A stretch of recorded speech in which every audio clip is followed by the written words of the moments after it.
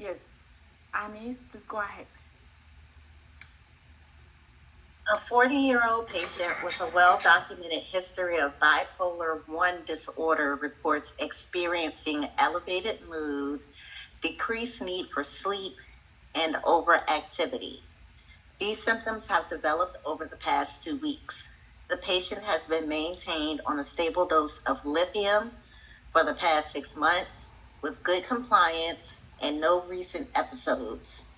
The PMHNP considers the possibility of a medication-induced manic episode after learning about recent changes in the patient's medication regimen by their primary care provider. Which of the following medications recently introduced to the patient's treatment plan is most likely to have triggered manic episode? A, initiation of a beta blocker for migraine prophylaxis. B, a newly prescribed antihistamine for seasonal allergies. C, a course of oral corticosteroids for an asthma exacerbation.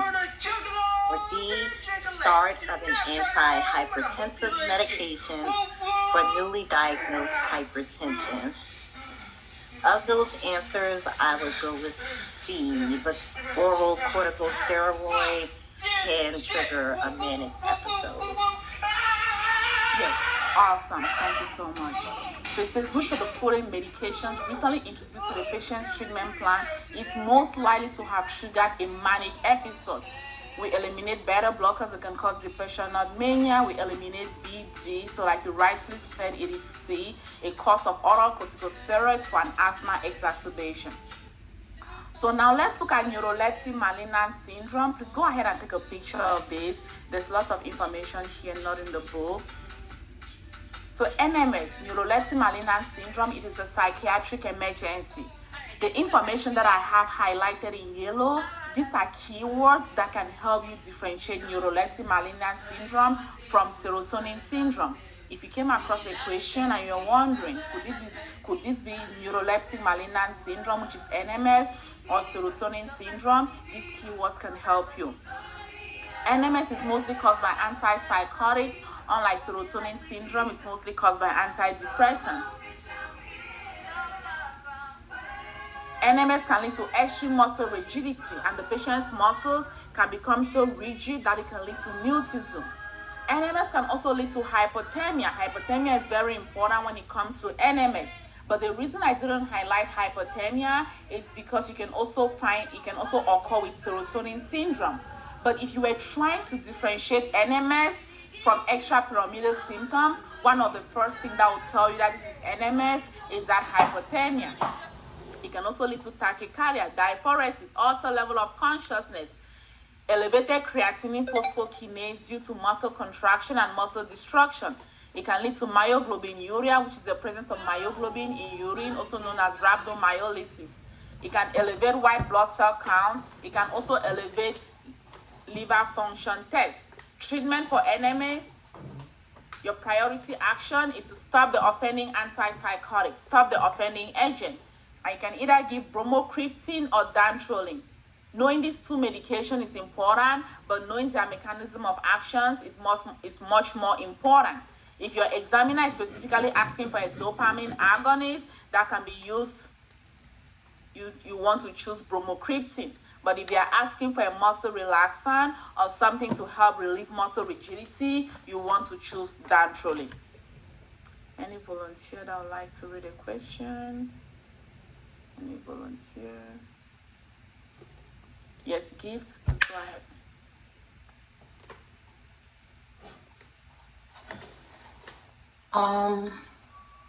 What muscle relaxant is recommended to be used in the treatment of neuroleptic malignant syndrome? All right, so this is a relaxant. So we're gonna pick A, bromocriptine, B, trihepfenadil, C, dantrolene, D, benztropine. So the answer is dantrolene, which is a muscle relaxant. Awesome. Thank you so much. So it says what muscle relaxant? Keyword muscle relaxant. Another keyword is used in the treatment of NMS. So we are going to eliminate B and D. B and D, these are both anticholinergic medications. Trihexylphenidil and benztropine, they can both help with extrapyramidal symptoms. They are both anticholinergics that can help with EPS. So we eliminate B and D. For NMS, it's either A or C. Since they are asking for a muscle relaxant, like you said, it is dantrolene. If they were asking for a dopamine agonist, it would have been A. So muscle relaxant is C. Thank you so much. So Gabriella, we're asking a question. Please go ahead. Yes, my question was about the dantrolene.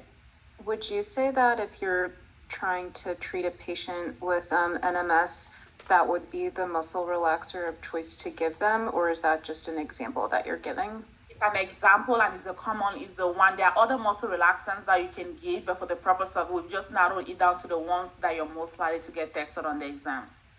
Okay, thank you. You're welcome. So let's look at serotonin syndrome. Please go ahead and take a picture of these two.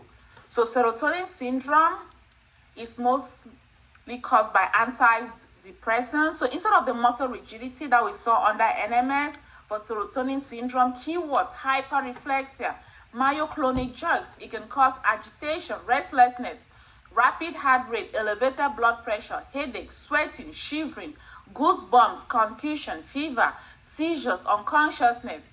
Treatment for serotonin syndrome, priority action, you want to stop the offending agent.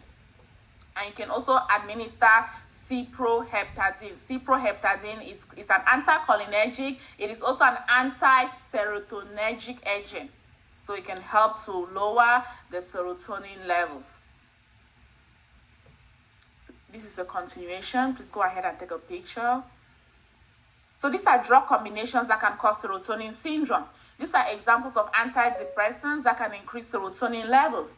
SSRIs, TCAs, MAOIs, SNRIs. That is why it is not recommended to prescribe more than one SSRI or to combine these different classes of antidepressant. Or if your patient was taking any of these classes, if your patient was taking St. John's Wort, which is a herbal supplement, you wouldn't want to give them any of these classes of antidepressants because doing so can increase their serotonin levels. Or even herbal drugs. If your patient was taking herbal medications, you try as much as possible not to give them any of these classes of antidepressant. So for the purpose of the exams, if you're switching a patient from one class of antidepressant that can increase serotonin level to another class that can also increase serotonin level, you want to wait 2 weeks. There is that washout period of 2 weeks. If you are switching, for example, from an SSRI to an MAOI, or from an MAOI to a TCA, or from a TCA to an SNRI, there is that washout period of 2 weeks. But when it comes to fluoxetine is an SSRI. If you're switching specifically from fluoxetine to another class of antidepressant that can increase serotonin level, like MAOI, TCAs, SNRIs, you want to wait 5 to 6 weeks because fluoxetine has a longer half-life. But if you're switching from that MAOI or that TCA or that SNRI back to Prozac, the regular wait is 2 weeks. Please note a washout period of 5 half-lives between the cessation of a previous drug and the introduction of a new drug is the safest switching strategy from the point of view of drug interaction. So if an answer option wants you to wait 5 half-lives, then most likely it is the correct answer. If an answer option wants you to wait 5 half-lives, most likely it is the correct answer. So let's look at discontinuation syndrome. Please take note of the page number. You can find this information there. Sometimes NPs get confused between serotonin syndrome and serotonin discontinuation syndrome. One way to remember discontinuation syndrome, replace the word discontinuation with withdrawal. So this is someone who is withdrawing from serotonin. If they were taking a medication that affects their serotonin levels, if they abruptly stop taking it, they might experience withdrawal. And with most withdrawals, they can experience flu-like symptoms, fatigue, lethargy, muscle soreness and achiness, decreased concentration. With most withdrawal, there is that gastrointestinal upset, like nausea, vomiting, ataxia, unsteady gait, impaired memory, agitation. That is why most at times that patient will taper them off slowly, that antidepressant. Especially if an antidepressant has a short half-life, they can experience withdrawal. So sometimes if they were taking the medication that affects serotonin levels, so if you wanted to stop that antidepressant, you might need to switch them to another antidepressant that has a longer half-life. For example, let's say they were taking sertraline. If you abruptly discontinue sertraline, they can fall sick. So you might need to switch them to something like fluoxetine, because fluoxetine has a longer half-life, so it gives you more time to discontinue the medication. Let's go ahead and take a picture of this mnemonic for discontinuation syndrome. Finish. Flu-like symptoms, insomnia, nausea, imbalance, sensory disturbance, hyperarousal.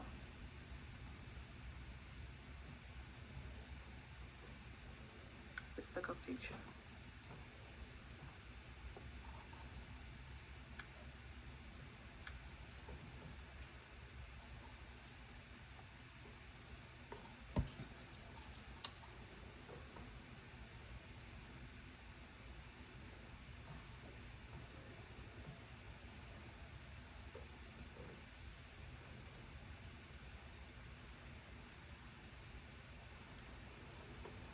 Any volunteer that would like to read a question?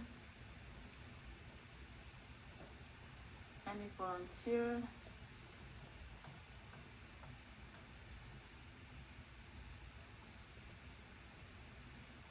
Yes, Montana, please go ahead. Then Hannah will read the next question. A week after raising the dose of clomidorine, a patient treated for depression presents to the clinic with reports of acute change in mental status, fever, and hyperflexia. As a treating PMHNP, you know these symptoms are consistent with which of the following? A, extrapyramidal side effects. B, neuroleptic malignant syndrome. C, serotonin syndrome. D, hypertensive crisis. I would go with neuroleptic malignant syndrome.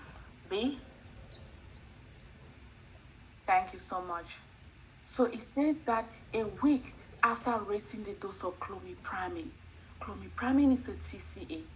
Already, because they are very specific that it is an antidepressant, we can already eliminate NMS, because that was the first bullet point. NMS is most likely caused by antipsychotics.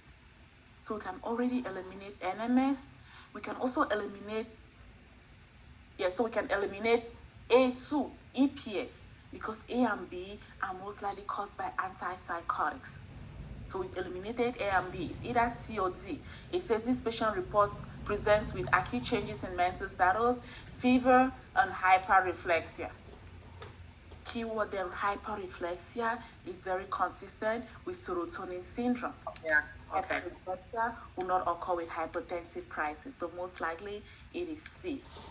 So serotonin syndrome. Thank you so much. Yes, Hannah, please go ahead. A 24-year-old female attempts suicide by overdose with the monoamine oxidase inhibitor phenelzine. She stabilized at the hospital. 10 days later, she started on venlafaxine and becomes tachycardic and diaphoretic, and she develops myoclonic jerks. What condition is this? A, neuroleptic malignant syndrome. B, acute dystonia. C, akathisia. And D, serotonin syndrome. So the answer here would be D, serotonin syndrome. The keyword is myoclonic jerks. Yes, awesome. Thank you so much. So this patient just attempted suicide by overdosing on an MAOI. An MAOI can increase serotonin levels. 10 days later, she started on venlafaxine. Venlafaxine is an SNRI that can also increase serotonin level. So, and because of that, this patient becomes tachycardic, diaphoretic, and develops myoclonic jerks, like you said.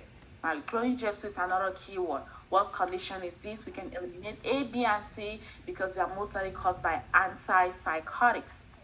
So, like you rightly chose, it is serotonin syndrome. Thank you so much. So, I'm sorry, I have a question. So the reason is because they did not wait for the 2 weeks to start that medication?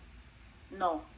So the reason is because of the information that is presented in the question. This patient has just overdosed on an MAOI, and MAOI can increase serotonin levels. And they've started this patient on venlafaxine. Venlafaxine too can increase serotonin level. Now this patient presents with these symptoms. So they want us to identify what condition is this based on the information given. Based on the information given and also how the patient is presenting, it is consistent with serotonin syndrome.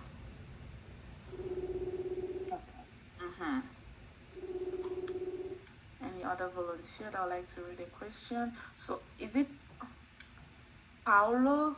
I noticed that your hand went up. Were you asking a question? Please go ahead. I know. I'm just pointing a question earlier because I was asking. I just want to ask regarding those washout period that you were telling earlier. Okay. Because what do you mean by washout period? Like we have to The decrease the waiting medication. period. Yeah, yeah. Like wait, where this patient is not. So, for example, let's say your patient was taking an SSRI and you have to switch them to an MAOI. So after you taper them to the last dose, there is that washout period where this patient is not going to be on anything of 2 weeks. Oh, so you mean you have to stop it? Right, you have to Okay. taper them right up to the dose, then stop it, then wait that period of 2 weeks without them being on anything before you introduce that. And remember that that does not occur in practice. This is just for the purpose of the exams. Because in practice, we cross paper. But for the purpose of the exam, that cross paper increases the risk of serotonin syndrome. So you have that washout period where this person is not going to be on any medication. Okay, I got you. Thank you so much. Thank you too. Any volunteer? Lisa, did you want to read? Please go ahead. Yeah, I'll read it. A patient being treated for psychosis 2 weeks ago presents with hyperthermia, muscle rigidity, mutism, leukocytosis, and myoglobinuria. These symptoms are identified by the psychiatric mental health nurse practitioner as A, neuroleptic malignant syndrome and administers cyproheptadine, B, neuroleptic malignant syndrome and administers dantrolene, serotonin syndrome and administers cyproheptadine, and serotonin syndrome and administers bromocriptine. So we're treating for psychosis. So due to that, it's caused by a psychotic medication. So it's going to be neuroleptic malignant syndrome, and you're going to administer dantrolene for the treatment because cyproheptadine is for serotonin syndrome. Yes, awesome. Thank you so much. So it says that this patient presents with hypothermia, muscle rigidity, mutism, leukocytosis, and myoglobinuria. These symptoms are identified by the PMHNB as based on the muscle rigidity, the mutism, the leukocytosis, and the myoglobinuria. It is NMS. So we can eliminate C and D. So it's either A or B. So A says NMS and administers cyproheptadine. Cyproheptadine is not used for NMS, it is used for serotonin syndrome. So like you rightly chose, it is B. NMS and administers dantrolene. The dantrolene too can help with the muscle rigidity. B. Thank you so much. So let's look at some definitions. Please go ahead and take a picture of this. A delusion. A delusion is a false belief firmly maintained despite evidence to the contrary. For example, someone can have a delusion that their family members have joined a cult. If that is not true, we can say they have a delusion. Referential thinking. Patients may, for example, believe that certain news bulletins have a direct reference to them, that the music played on the radio is played for them, or that the car license plate have meaning relevant to them. Referential thinking is common with patients that have positive symptoms of schizophrenia. Let's take a picture.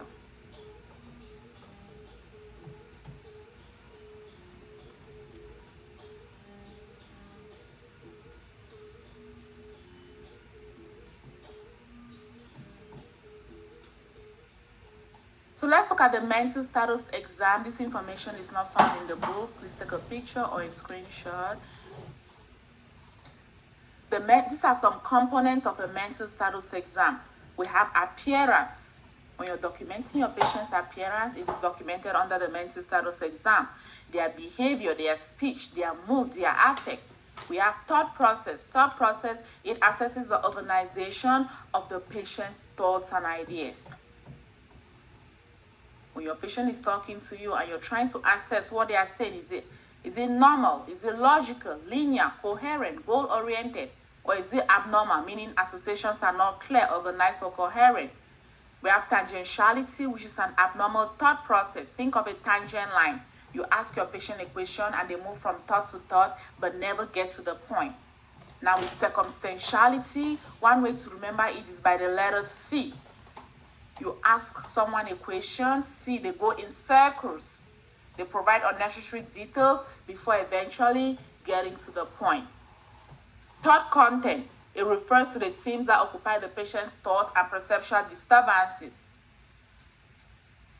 For example, when you ask your patient, do you have thoughts of hurting yourself or others?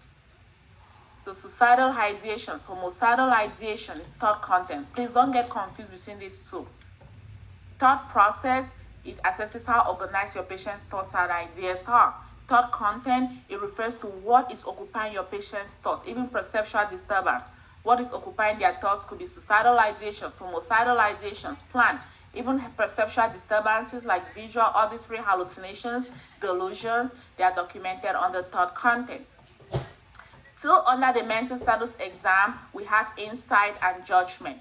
Please take a picture. It's a continuation. Please take a picture. Insight, it refers to the patient's awareness and understanding of their own thoughts, feelings, behaviors, and the presence of any mental health symptoms or conditions. Insight is typically assessed by exploring the patient's awareness of their mental health condition, including their ability to recognize symptoms, acknowledge the need for treatment, and understand the impact of their condition on their life. For example, you can ask your patient, do you believe you have a mental health condition and might need medications? Do you understand why you're taking medications or attending therapy sessions? If your patient replies by saying that, I don't know why I came here in the first place, I don't know why you want me to attend therapy sessions, it means they have poor insight. Please take note. Judgment, because sometimes they describe a scenario and they want you to identify if that will fall under insight or judgment. Judgment, on the other hand, it refers to the ability of the patient to make sound decisions, evaluate situations, and anticipate the consequences of their actions based on social norms, cultural values, and personal goals. Judgment is typically evaluated through questions or hypothetical scenarios that assess the patient's ability to weigh options, consider alternatives, and choose the most appropriate course of action. So you can ask your patient, what will you do if you found a wallet on the street? How would you handle a disagreement with a friend or a family member? So let's look at the mini mental status exam, also known as the 4-stain scale. So please go ahead and take a picture of this. If you can see, if you cannot see, just hang on for a few seconds and I'll readjust it. This information is not found in the book.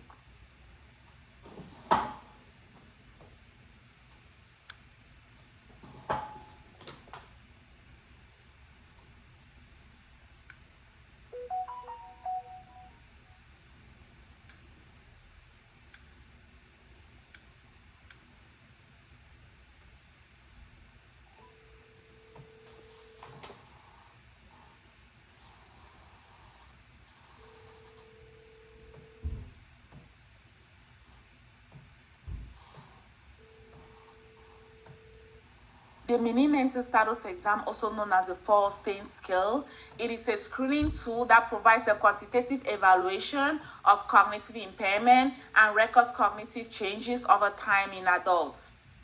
The MMSE can screen for dementia, the severity, and it can also measure progression over time.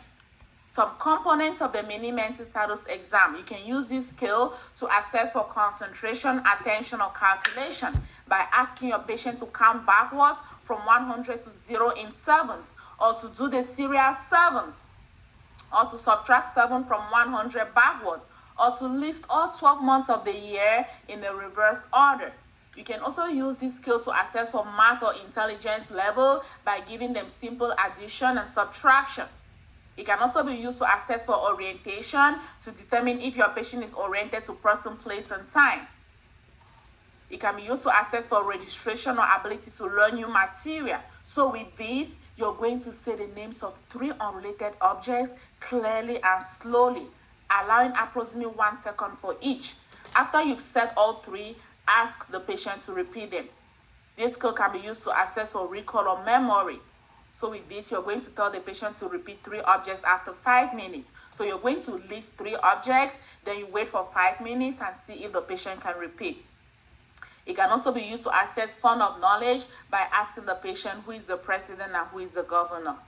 There are other instruments that can also be used to assess levels of cognitive impairment. Like, for example, the Montreal Cognitive Assessment, also known as the MOCA, can be used. Even the MiniCog, even the St. Louis University Mental Status Examination can also be used to assess levels of cognitive impairment. Any volunteer that would like to read a question? No volunteer.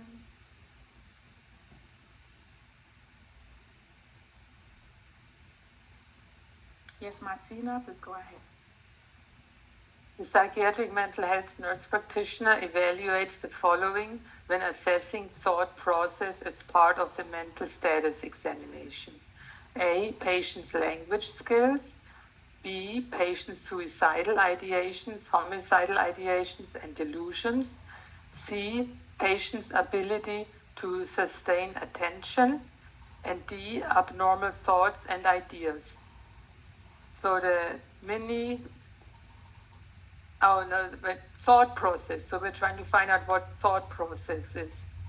So the process is the way that the patient organizes thoughts. So I would, from that angle, not say that it's the number A, because it's about the thought process and how it's organized. So that would also eliminate number B. Now number C, the ability to sustain attention, that could be part of the thought process. And then D, the abnormal thoughts and ideas. So I would argue that abnormal thoughts and ideas would be thought content. So from that angle, I would go with C. Thank you so much. So it says that the PMHNP evaluates the patient when evaluates the following when assessing thought process as part of the mental status examination. So patient's language skill is on the language, patient's suicidal ideation, homicidal ideation, and delusions. We saw this will be on the thought content. So we are left with C and D.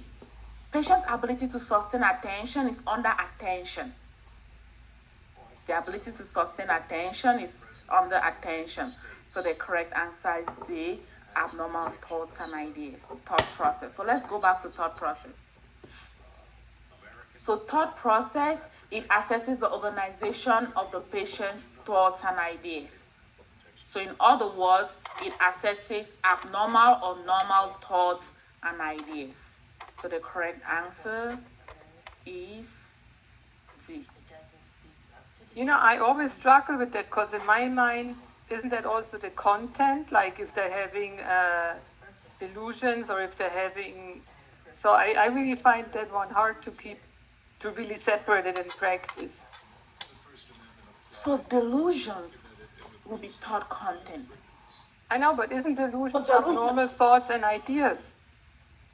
So delusion, so what is occupying? So delusion has to do with beliefs. And a delusion is considered a perceptual disturbance. So a delusion is not an abnormal thoughts and ideas. A delusion is considered a perceptual disturbance. Hi, Dr. Georgette, can you go back up to the mini mental one more time, just so I can look at it? Sure. Oh, wait, so sorry. Yeah, right here. Yeah. Okay.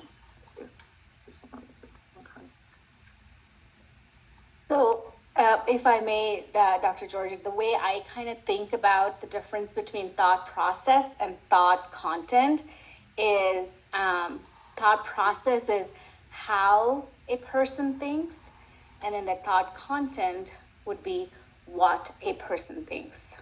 Yes, how a person thinks and what so thought process will be how they think, like you rightly said, and thought content will be what they are thinking. Yes, that's another way to differentiate it too. So going back to who read the question? Was it Martina? Yes, because Yes, to me, even still, the what, if you say abnormal thought, to me that would be a what. So I guess I'm still a little bit lost.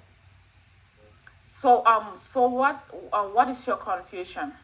Well, if you go to the question, I feel what the question says to me fits under content, which it says themes. So let's look at content. It refers to the themes that occupy the patient's thoughts and perceptual disturbances. So what is occupying the patient's thoughts? Most of the times you think of the suicidal ideation, so the content of their thought, homicidal ideation. But how they think, like someone mentioned, will be thought process. And perceptual disturbances, like hallucinations, delusions, they are all considered perceptual disturbances. So let's go back. If you look at the definition of thought process, it assesses the organization of the patient's thoughts and ideas. And I talked about normal and abnormal thoughts and ideas.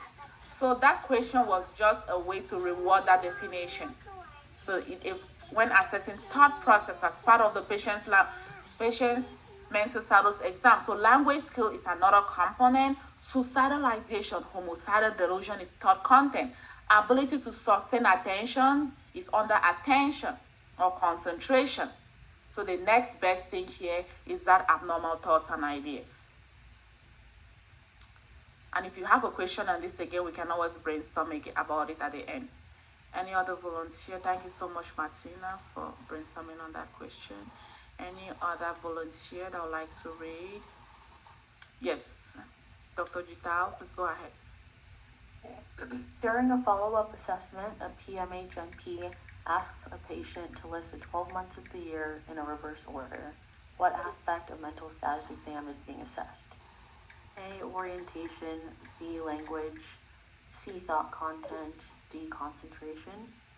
I would cancel out language and thought content, and I'd choose between orientation and concentration.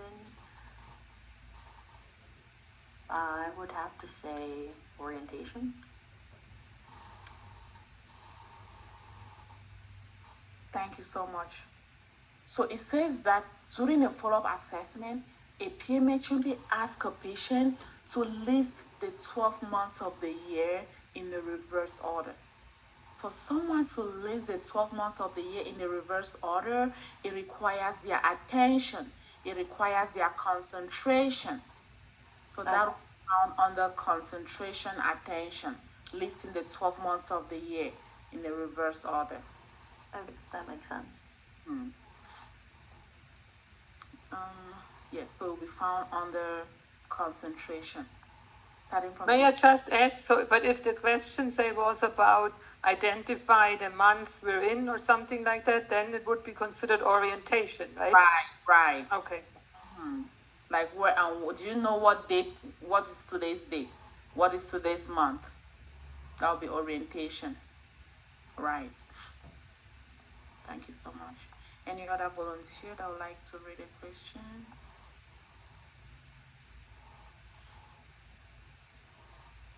Any other volunteer? Yes. Ania, please go ahead. Appraisal of patient's suicidal ideation plan, method, intent, and access to implement plan would be documented under which part of standard psychiatric evaluation?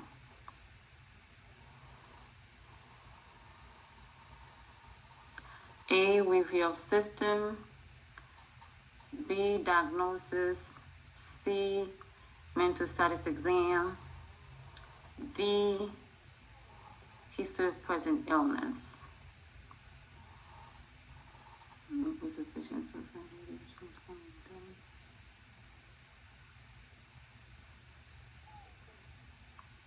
It would be D. Thank you so much. So let's read the question one more time. It says appraisal of patient suicidal ideation, plan, method, intent, and access to implement plan will be documented in which part of a standard psychiatric evaluation. So it's not under review of systems or diagnosis. So it's either C or D. So history of presenting illness, we are going to eliminate it. So history, from the word history of presenting illness. If someone walked into the office and told us that I'm depressed, you want to gather history. When did this depression start? What are the symptoms? But if you're trying to document that suicidal thought specifically, it is under the mental status exam. So we document that under the mental status exam, specifically under thought content. Suicidal ideation, homicidal ideation plan is documented under the thought content, which falls under the big heading, the mental status exam. So C. Thank you so much. So let's talk about risk factors for suicide. And the mental status exam is very high here. Please, if anyone is getting confused with the mental status exam, please find time to review what is documented under each section. Very important for the exams. So the risk factors for suicide, please take note of the page number. Previous suicide attempt, ages 45 or older if male, 55 or older if female. Divorce, single or separated, Caucasian, living alone, psychiatric disorder, physical illness, substance abuse, family history of suicide, recent loss, male gender.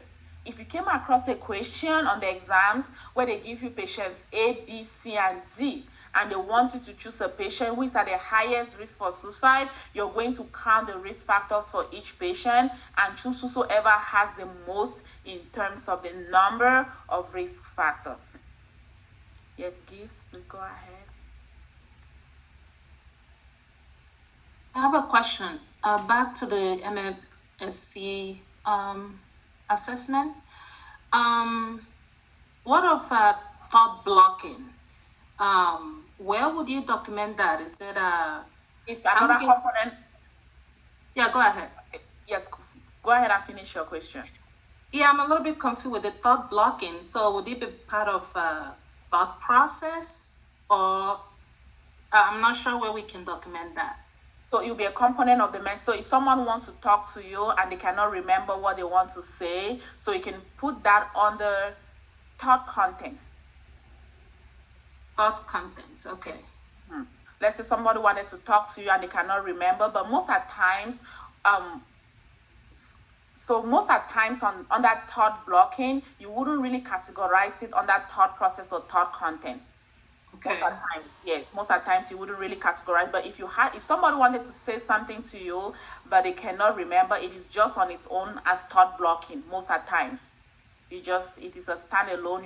You will be under thought blocking. You wouldn't say it's either thought content or thought process. Most of the times, you wouldn't put it on either of them. So how, if you can give me an example of how they could, I mean, I'm not saying it would appear in the exam, but how the question might be. Yes, so we can answer that at the end. So let's answer that at the end of the class. Okay. So I can formulate a question on how you can be tested on thought blocking. Okay. Any other, did you want to read? Or any other volunteer that would like to read? Yeah, I'll read, that's fine. Sandra, please go ahead. Yes, so we'll talk about that at the end, how a question can be formulated on thought blocking. Please go ahead. So question, a 48-year-old Caucasian male patient presents for his therapy session. He's sad about losing his wife recently to COVID-19. He reports feeling thoughts of hurting himself. He has a past history of attempting suicide by overdosing of propranolol several years ago. Which of the following places him at high risk for suicide? So A, previous suicide attempt. B, his age. C, the gender, and D, marital status. So I'm going to go with A because as we looked at the list prior, previous suicide attempt is definitely a higher factor. Right, awesome. Thank you so much. This patient has lots of risk factors. He's previously attempted suicide by overdosing on propranolol. His age, he's 45 and older. Gender, male, marital status. He lost his wife to COVID recently to COVID-19. But remember that previous suicide attempt, like you rightly said, is one of the greatest risk factors for suicide. Previous suicide attempt. But if you're comparing this patient to another patient, you want to count the number of risk factors and choose whosoever has the most in terms of number of risk factors. Thank you so much. Any other volunteer that would like to read a question? Yes, Esther, please go ahead. Which of the following patient is at a higher risk of suicide? A 30 years old married African American female with previous suicide attempt. B, a 35 years old single Asian male with previous suicide attempt. C, a 38 years old single African American male who is a manager of a bank. D, a 68 years old single Caucasian male with depression. Here, risk of suicide.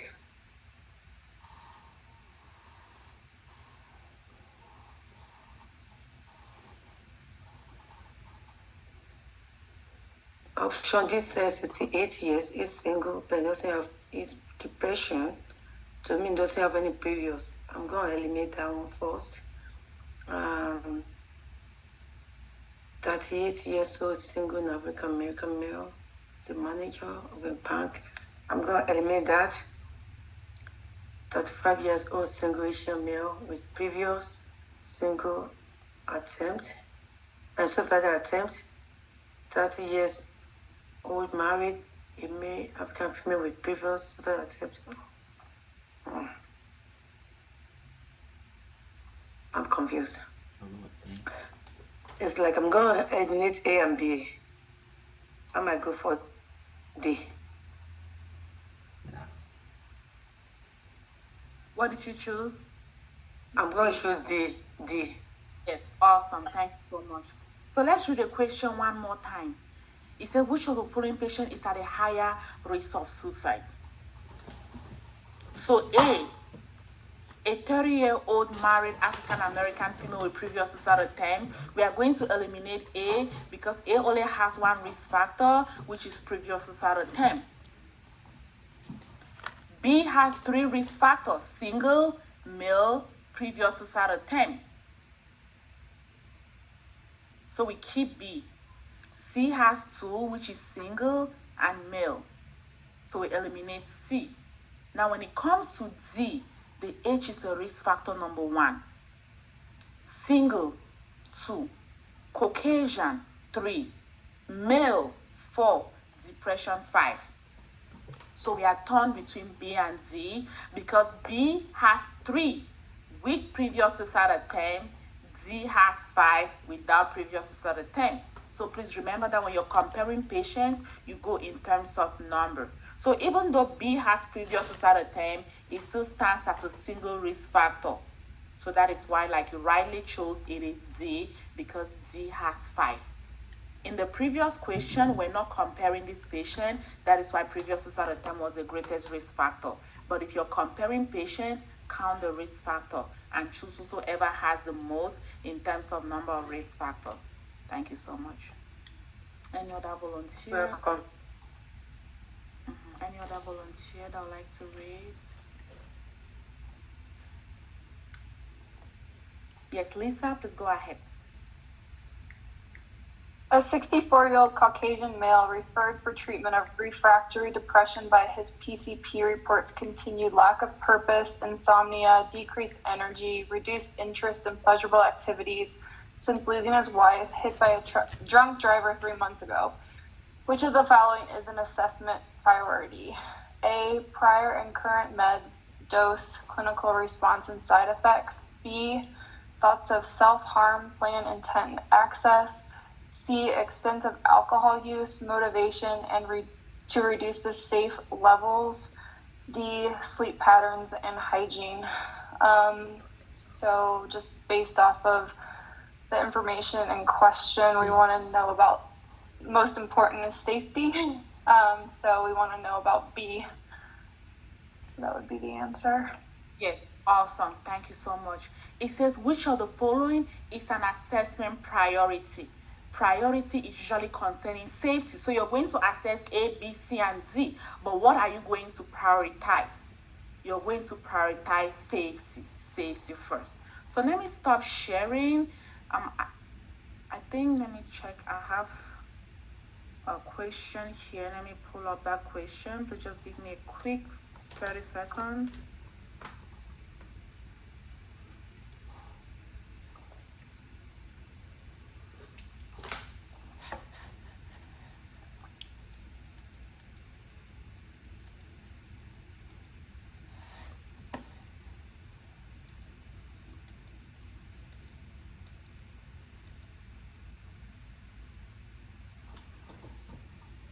So I have a question here that I would like us to take a look at.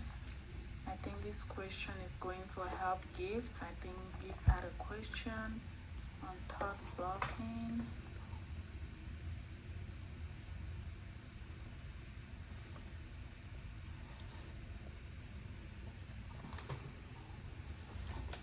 So just let's take a look at this question. And if you wanted to take a picture of it, feel free to. So this question, it says, which of the following best describes thought blocking? And remember that if you had to document thought blocking, it is documented specifically under thought process. So when you talk about abnormal thoughts, we have circumstantiality, tangentiality, flight of ideas, thought blocking. Thought blocking is an example of abnormal thought process. So which of the following best describes thought blocking? A, rapidly shifting from one topic to another with only superficial connections between topics. This will be flight of ideas. A will be flight of ideas. B, sudden interruption of speech or train of thought with an inability to recall what was being said. So B, this is thought blocking. B is thought blocking. C, excessive and unnecessary detail in conversation, eventually reaching the point. This will be circumstantiality, which you already saw. Circumstantiality or circumstantial thinking. Please check to see that your mics are on mute. The repetition of the same word or idea in response to different questions. This will be perseveration. Hope I'm spelling that right. So A will be flight of ideas. And thought blocking is an example of thought process. It's an example of, so let me not say example of thought process, it falls under thought process. So flight of ideas, circumstantial, thought blocking, all of that falls under thought process. Alrighty. And if you have any question on this, we can always brainstorm it at the end.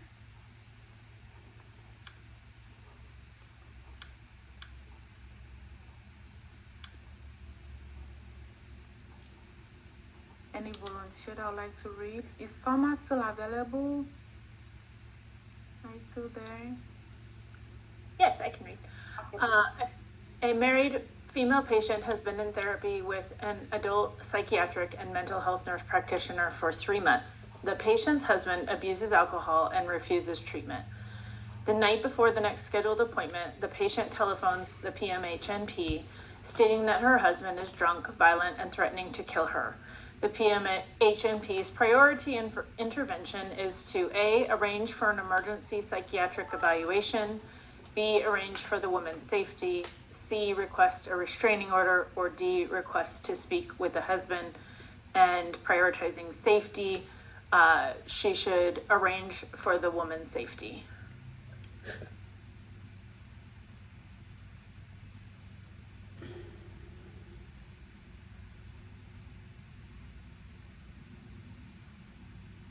Somebody should choose an answer. Yes, be arranged for the woman's safety. Yes, awesome. Thank you so much. So priority is usually concerning safety. So before you even assess the patient, before performing that emergency psychiatric evaluation, you first of all, safety first. You first of all want to arrange for the woman's safety. Even before requesting a restraining order, you wouldn't even want to speak to the husband because that husband has a history of violence. So safety first is to arrange for the woman's safety. Thank you so much. Yes, Adeyinka, were you asking a question? Please go ahead. Yes, I was asking a question about the last question, thought blocking. My AirPod fell out. Can you just remind us of the answer? Was it B? Yes. Okay, thank you. So let's look at therapeutic relationship. Please take note of the PB page number. You can find all of this there. It assumes that the client and the nurse enter into a mutual, interactive, interpersonal relationship, specifically to focus on the identified needs of the client. Therapeutic relationships are focused on the client's needs and they are goal-directed. So these are a few characteristics of a therapeutic relationship. Genuineness, acceptance, non-judgmental, empathy, respect, professional boundaries. That brings us to therapeutic communication. When communicating with patients, you want to use open-ended questions.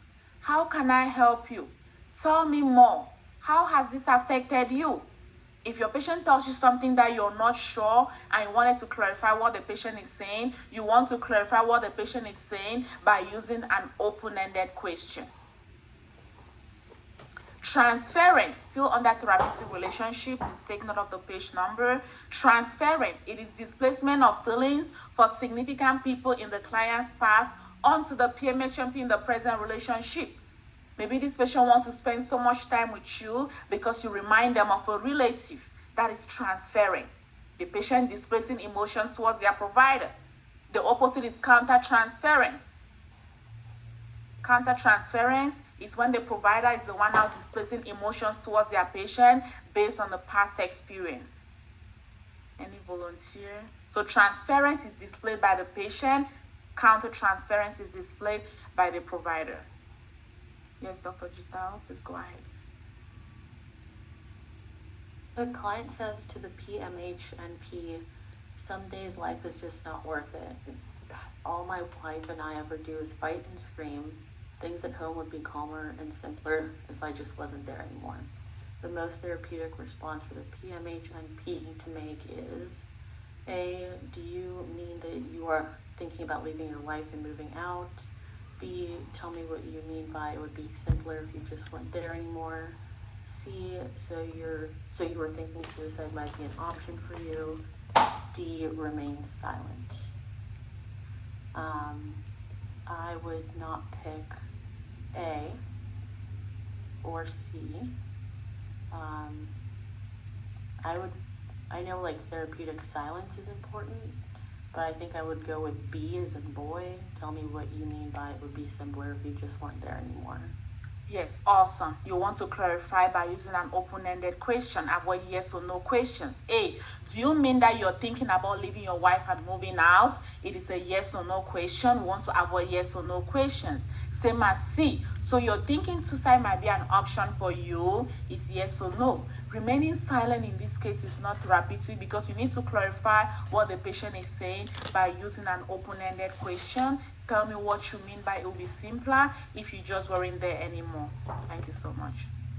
Any other volunteer that would like to read? Yes, Eric, please go ahead. While working with an older male client, the nurse begins to think that the client reminds her of her grandfather and responds as if she was the granddaughter. The nurse is developing which of the following? A, empathy. B, modeling. C, transference. Or D, countertransference. I'm going to go with D, countertransference. Yes, awesome. Thank you so much. It says the nurse begins to think that the client reminds her of her grandfather and responds as if she was the granddaughter. That is countertransference. Thank you. So let's look at assessment 2 for alcohol withdrawal, alcohol use disorder, and drug abuse. This is very important. So let me adjust this so that I can take a picture. If you cannot see, please just hang in there for a few seconds and I'll readjust it. But those that can see, please go ahead and take a picture or a screenshot.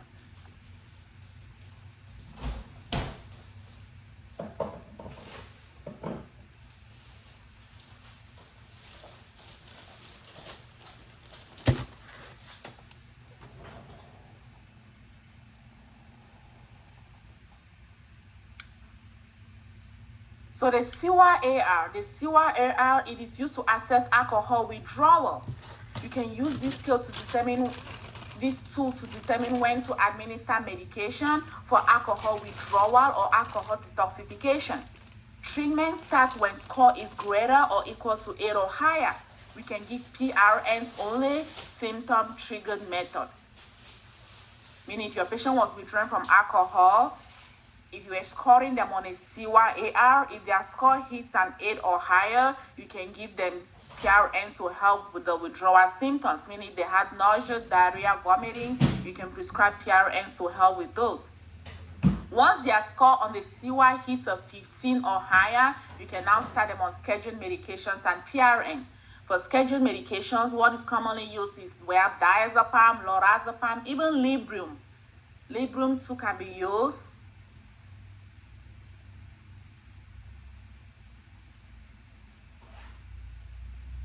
Most of the times, diazepam is used frequently because it has a longer half-life. Because of its longer half-life, it can help treat withdrawal symptoms better. But please remember this, you can even write this in your notebooks. If your examiner includes in your question that your patient's liver is compromised, maybe they have hepatitis B or hepatitis C, then you want to choose Ativan instead of a Valium because Ativan has a shorter half-life. If they have a compromised liver or a liver disease like hepatitis B or C, or it could be any liver disease, you want to give them a benzo with a shorter half-life like Ativan. The alcohol use disorders identification test, which is the audit. The audit is a 10-item brief screening tool developed by the WHO to assess alcohol consumption, drinking behaviors, and alcohol-related problems. A score of 8 or more is considered to indicate hazardous or harmful alcohol use. There are 3 medications that are FDA approved to treat alcohol use disorder. We can use acamprosate, diazepam, and naltrexone. Naltrexone can also be used to treat opioid use disorder. Acamprosate and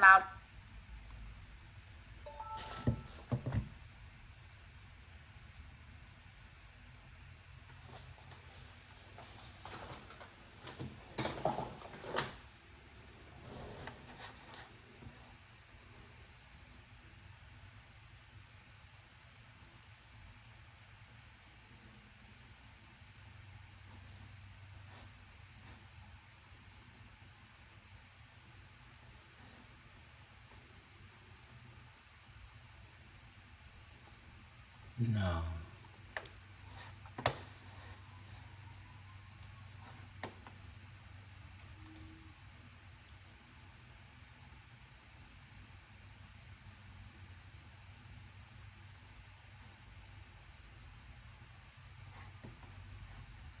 What the hell?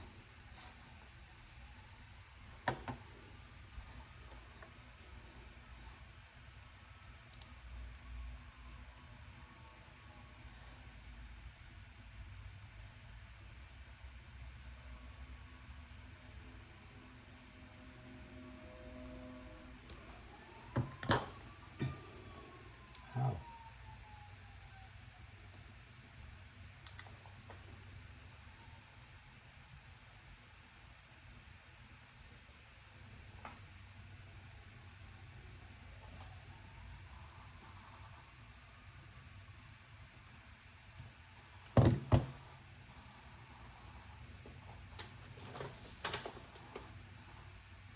Where's pound?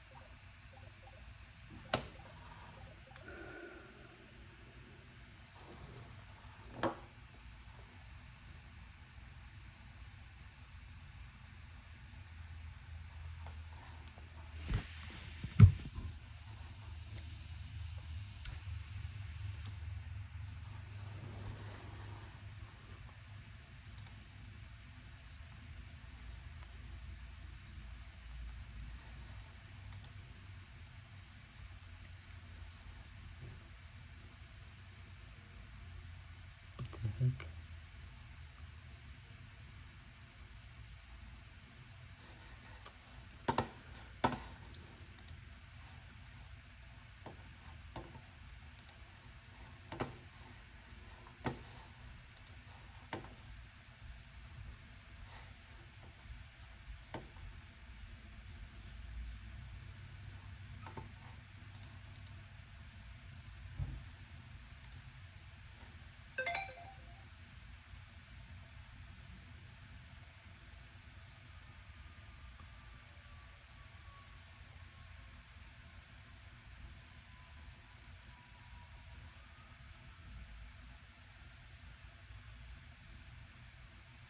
Cannot see.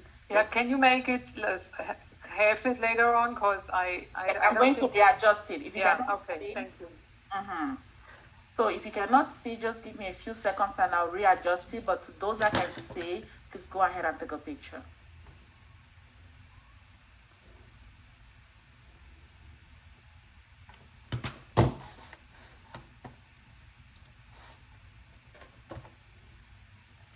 So these are the skills that you need to know for the purpose of the exams. So the ones that I've highlighted in blue, it is just a way for me to tell you that please remember every single range.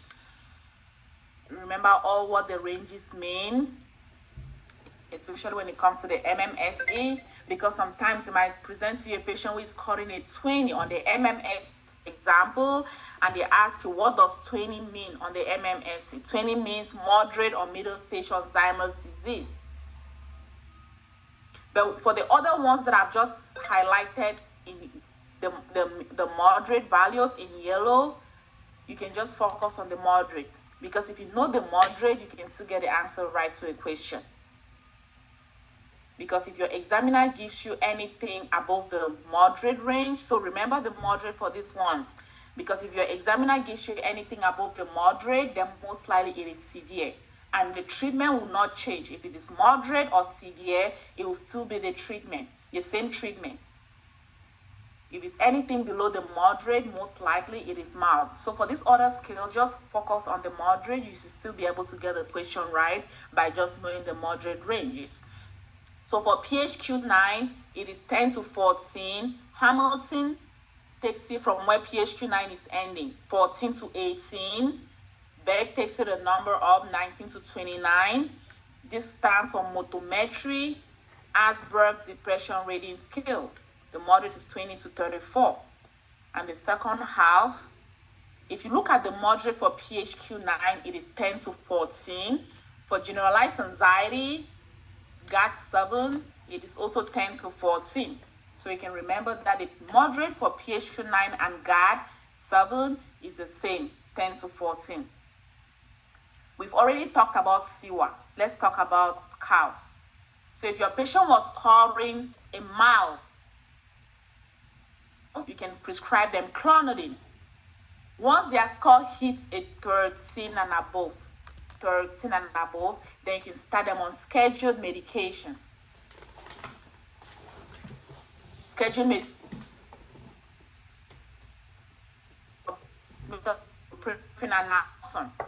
You can also give but the reason I have is because methadone can cause cardiac effects.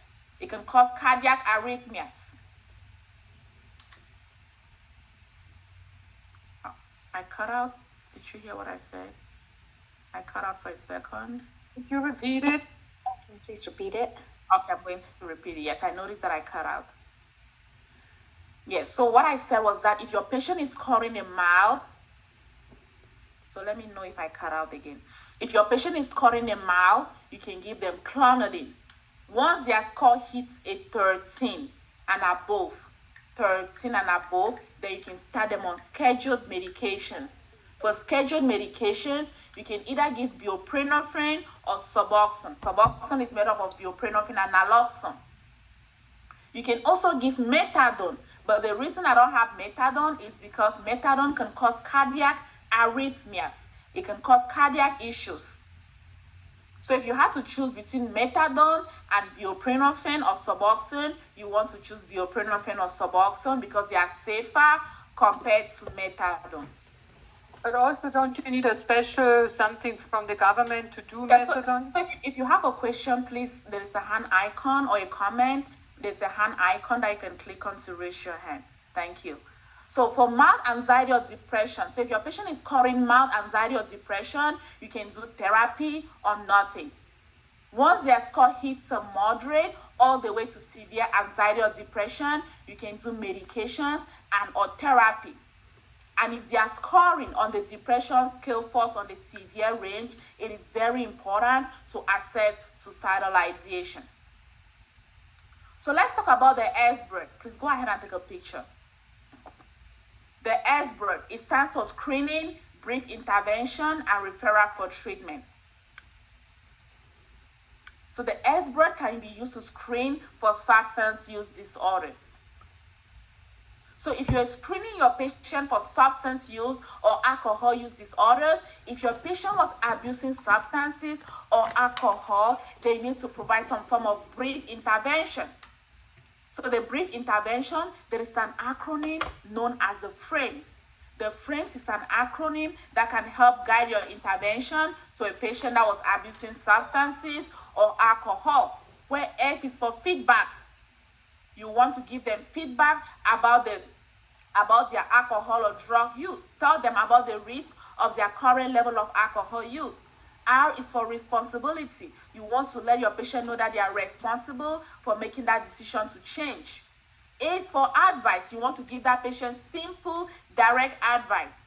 M is for menu of options. You want to let the patient know the different things that they can do in order to change the behavior. E is for empathetic interviewing, meaning you want to consider their perspective, be non-judgmental. And S is for self-efficacy. Encourage the person to believe that they can change. Let's take a picture. So the cage, so it used to be called the cage, but now it's called the cage aid. So aid here simply means you're screening both for alcohol and for drug use. So cage here is an acronym where C is for cut. So when screening for alcohol and drug use, you ask your patient, have you ever felt you should cut down on your drinking or drug use? A is for annoyed. Have people annoyed you by criticizing your drinking or drug use? G is for guilty. Have you ever felt bad or guilty about your drinking or drug use?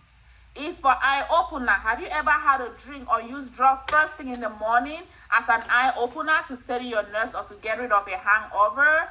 So for every no, you score them a 0, and for every yes, you score them a 1. A score of 2 or greater is considered to be clinically significant. So if they were scoring a 2 or more on the cage, then you need to do a much more comprehensive assessment. You also need to assess for coping skills.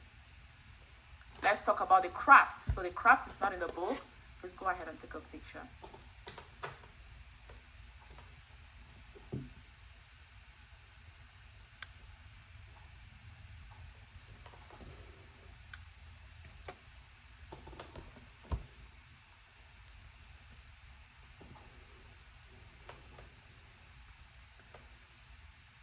So the CRAFT, it is a behavioral health screening tool for use with children under the age of 21. It consists of a series of 6 questions developed to screen adolescents for high-risk alcohol and other drug use disorders simultaneously. So CRAFT here is an acronym, where C is for car. When screening that adolescent, you want to ask them, have you ever ridden in a car driven by someone, including yourself, who was high or had been using alcohol or drugs? R is for relax. Do you ever use alcohol or drugs to relax, feel better about yourself or feeling? A is for alone. Do you ever use alcohol or drugs while you're by yourself alone? F, the first F is for forget. Do you ever forget the things you did while using alcohol or drugs? The second F is for family or friends. Do your family or friends ever tell you that you should cut down on your drinking or drug use? And T is for trouble. Have you ever gotten in trouble while you are using alcohol or drugs? Please go ahead and take a picture of the scoring. So the scoring is the same as cage. So for every no, you score them a 0. For every yes, you score them a 1. And if they are scoring a 2 or more, it is considered to be clinically significant. So you need to do a much more comprehensive assessment. You also need to assess for coping skills.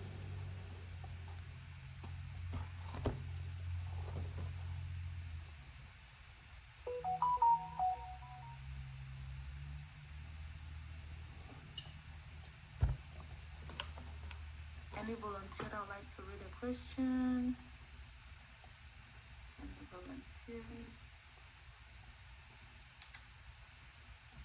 Yes, Esther, please go ahead. It's too tight a little bit. Okay, that's better. Please go ahead. You are a PMHNP conducting a brief intervention with a patient who has a history of heavy alcohol use and has expressed a desire to reduce their alcohol consumption. You decide to use the frames model to guide your approach. In the context of using the frames model with this patient, which of the following actions align with the R component of frames? A, providing the patient with objective feedback about the consequences of their alcohol use. B, collaboratively exploring the patient's personal reasons for wanting to reduce alcohol consumption. C, offering specific advice on how to cut down on drinking. D, discussing with the patient their responsibility and roles in making decisions about their alcohol use. Oh.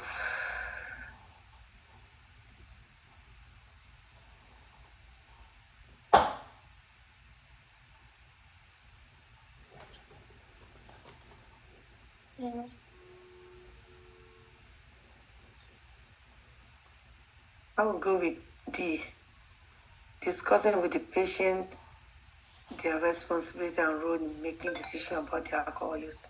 Yes, awesome. Thank you so much. So frames F is for welcome. F is for feedback, R is for responsibility, A is for advice, M menu of options, E empathetic interviewing, S is for support self-efficacy. So that responsibility is D.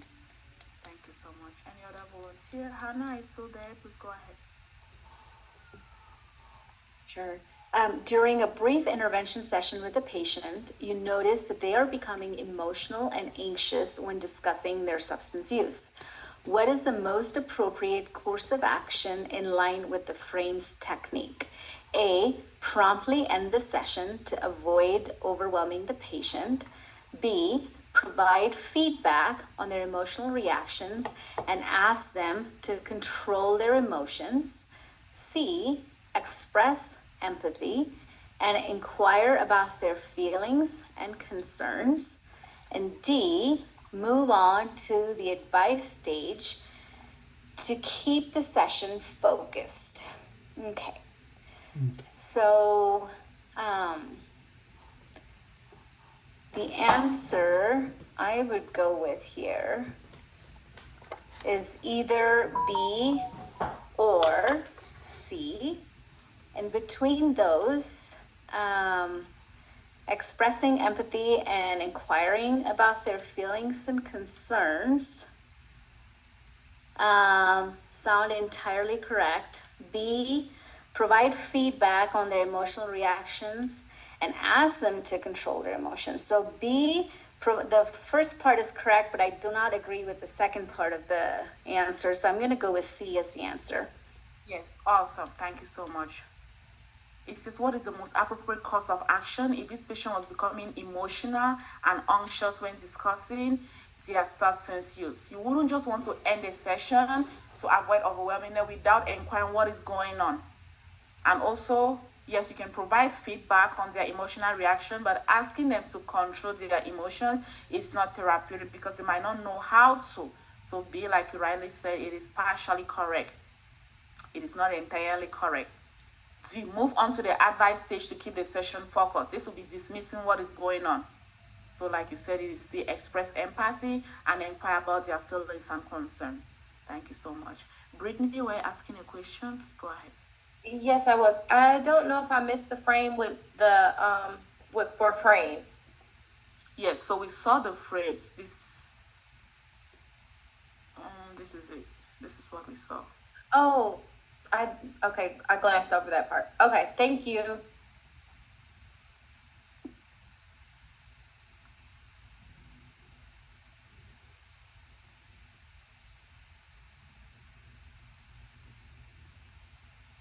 So like you rightly said, it is C. Express empathy and inquire about their feelings and concerns. Thank you so much. Any other volunteer that would like to read a question? Any other volunteers? Lisa, please go ahead. In a psychiatric outpatient clinic, a 38-year-old patient with a history of major depressive disorder presents for a follow-up appointment. At the initial visit, the patient completed the Beck Depression Inventory and scored 30. Based on the assessment, the patient was prescribed 10 milligrams of escitalopram. At the current visit, 8 weeks later, the patient completes the BDI again, and the total score is now 20. What is the most appropriate action for the PMHNP regarding medication? A, consider the score improvement as a positive response to the current medication regimen and maintain the treatment plan. B, increase the dose of antidepressant to 20 milligrams. C, decrease the dose of the antidepressant. D, immediately discontinue all medications due to decrease in BDI score. So I would say, even though you've had a decrease in the score, your goal would be to not have symptoms if you could. So I would say increase the dose of the antidepressant to 20, as you're at a pretty low dose of 10 milligrams. But could be wrong. Yes, awesome. Thank you so much. So it says initially this patient's score was 30. And we started them on 10 milligrams of Lexapro. Now this patient comes to the office 8 weeks later, and now their score is 20. What are we going to do? There are two ways we can answer this question.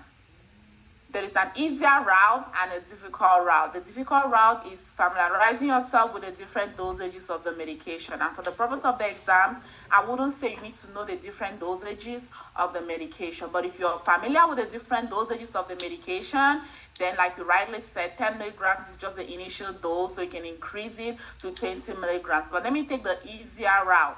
The easier route is based on the time frame of antidepressants to work and also based on the scores.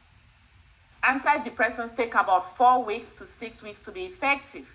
So from a score of 30, which is severe, to 20, which is moderate, even though it is a great decrease in scores, it is up to 8 weeks. 8 weeks is a long time.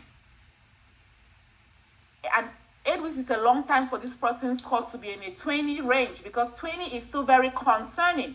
If your patient's scores were in the moderate, you will still be concerned because you want their scores, you want them to experience full remission, or the score should be in the mild. So 20 here, especially since it's been up to 8 weeks, it is concerning. If it said 30 to 20 in 2-3 weeks, then A would have been the correct answer, to give it more time to consider as a positive response. But since it's been 8 weeks, so we can go ahead and increase the dose to 20 milligrams. So like you rightly said, we increase the dosage to 20 milligrams. So the general key takeaway here is that know that antidepressants take about 4 to 6 weeks to be effective. And our goal of treatment is for the patient to experience full remission or for their scores to be in the mild. So even though it's 20 here, 20 is in the moderate, which is concerning, especially since it's been up to 8 weeks. So if they said 8 weeks, if they said maybe this patient came back maybe 2-3 weeks later, then it was the 20, it would have been the correct answer. But since it's been up to 8 weeks, we can go ahead and increase the dose to 20 milligrams. Thank you so much. Any volunteer that would like to read a question? Can I say something, Dr. Jojo? Yes, so we'll come back to you. So if you have a question, yes, I see your hand raised, I'll come back to you. Yes, I'll come back to you. So please remember that we try to pace the classes. So your hand will be raised. I'll eventually come back to you. So don't think that I'm not seeing your hand out eventually, because we also try to pace the classes so that no one is leaving the class without us completing the information. Yes. Yeah, I don't have a question, but I cannot see the question being posted. I don't know if another person is experiencing that, but I cannot see the questions. So is Christina, are you able to see my screen? Christina, are you there? Yeah, sorry, I had to take myself off mute. I can see the screen. I can see the question. It might be from your end. Kelvin, Okay. are you there? Yes, I'm here. But let me stop. It looks like you're the only one experiencing, but let me stop sharing and share again. Sometimes that will reset your end. So let me stop sharing. Okay. Mhm. Can you see now? Stay dark. Yeah, so you might need to exit the class and rejoin. Okay. Yeah, because I can see it. Okay. Yes, Christina, please go ahead. Okay, using the PHQ-9, a patient receives a score of 25. What is the next action of the psychiatric mental health nurse practitioner? A, prescribe an anxiolytic. Well, that would be if it was a GAD-7, not PHQ-9, which does depression. B would be initiate an antidepressant and or therapy. C, there is no need to take action. And D, refer the primary care. Well, we don't need to prescribe them or send them to primary care. We need to treat them because that is a pretty significant score. So initiate an antidepressant and or therapy. The answer would be B. Yes, awesome. Thank you so much. So a score of 25 on the PHQ-9, it is severe. So prescribe an anxiolytic. Anxiolytic will not be used for depression. See, there is no need to take action. There is need to take action, especially if they are scoring severe. D says we should refer to a PCP. There's no need to refer. So like you rightly chose, it is B, initiate an antidepressant and or therapy. So yes, Augusta, please go ahead. You were saying something. Please go ahead. Oh, I just wanted to make a comment. The way you explained that question on the patient that consider this score as improvement, positive response to the current medication regimen, and maintain the treatment plan increase. So I was struggling between those two, but when you highlighted the 8 weeks, that made a lot of sense. Right. Yeah, I would have just gotten the answer wrong by choosing 8. Yeah, but thank you for that. You're welcome. So the thing is, antidepressants take about 4 to 6 weeks. Since it's been 8 weeks, it's a long time. So that is why we are increasing the dose. So if I had to rewrite this question, that is why it's important to read the rationale. Because let's say you were given a question similar to this on the exams, and instead of 8 weeks, they put 2 weeks, then it can no longer be B, it will be A instead. It will be positive response. Since it's just been 2 weeks and there's a great decrease. Anything above 4 weeks, then now you can start thinking of increasing the dose of the medication. Thank you. Thank you too. So please go ahead and take a picture or a screenshot. It is quicker, it is easier with a screenshot to take a good picture of this. Familiarize yourself with CWA scoring, because sometimes, especially if you're taking the ANCC, sometimes they give you a patient that is withdrawing from alcohol and they want you to score the patient. So please go ahead and take a picture of this or a screenshot.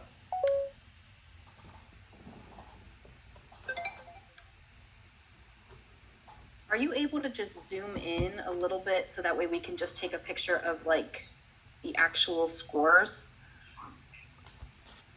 So if this is the maximum it can go, anything above this is going to cut it.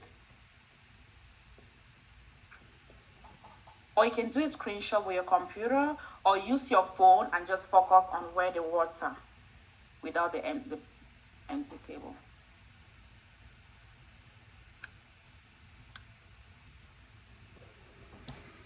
Are you able to see it?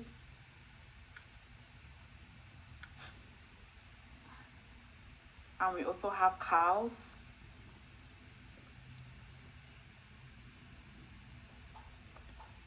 Same thing, please go ahead.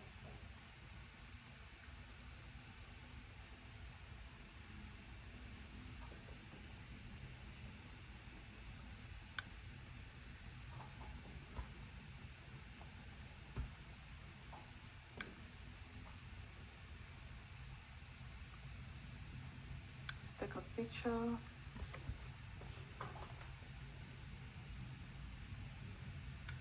So let's look at neurocognitive disorders. Neurocognitive disorder is an important part of this class.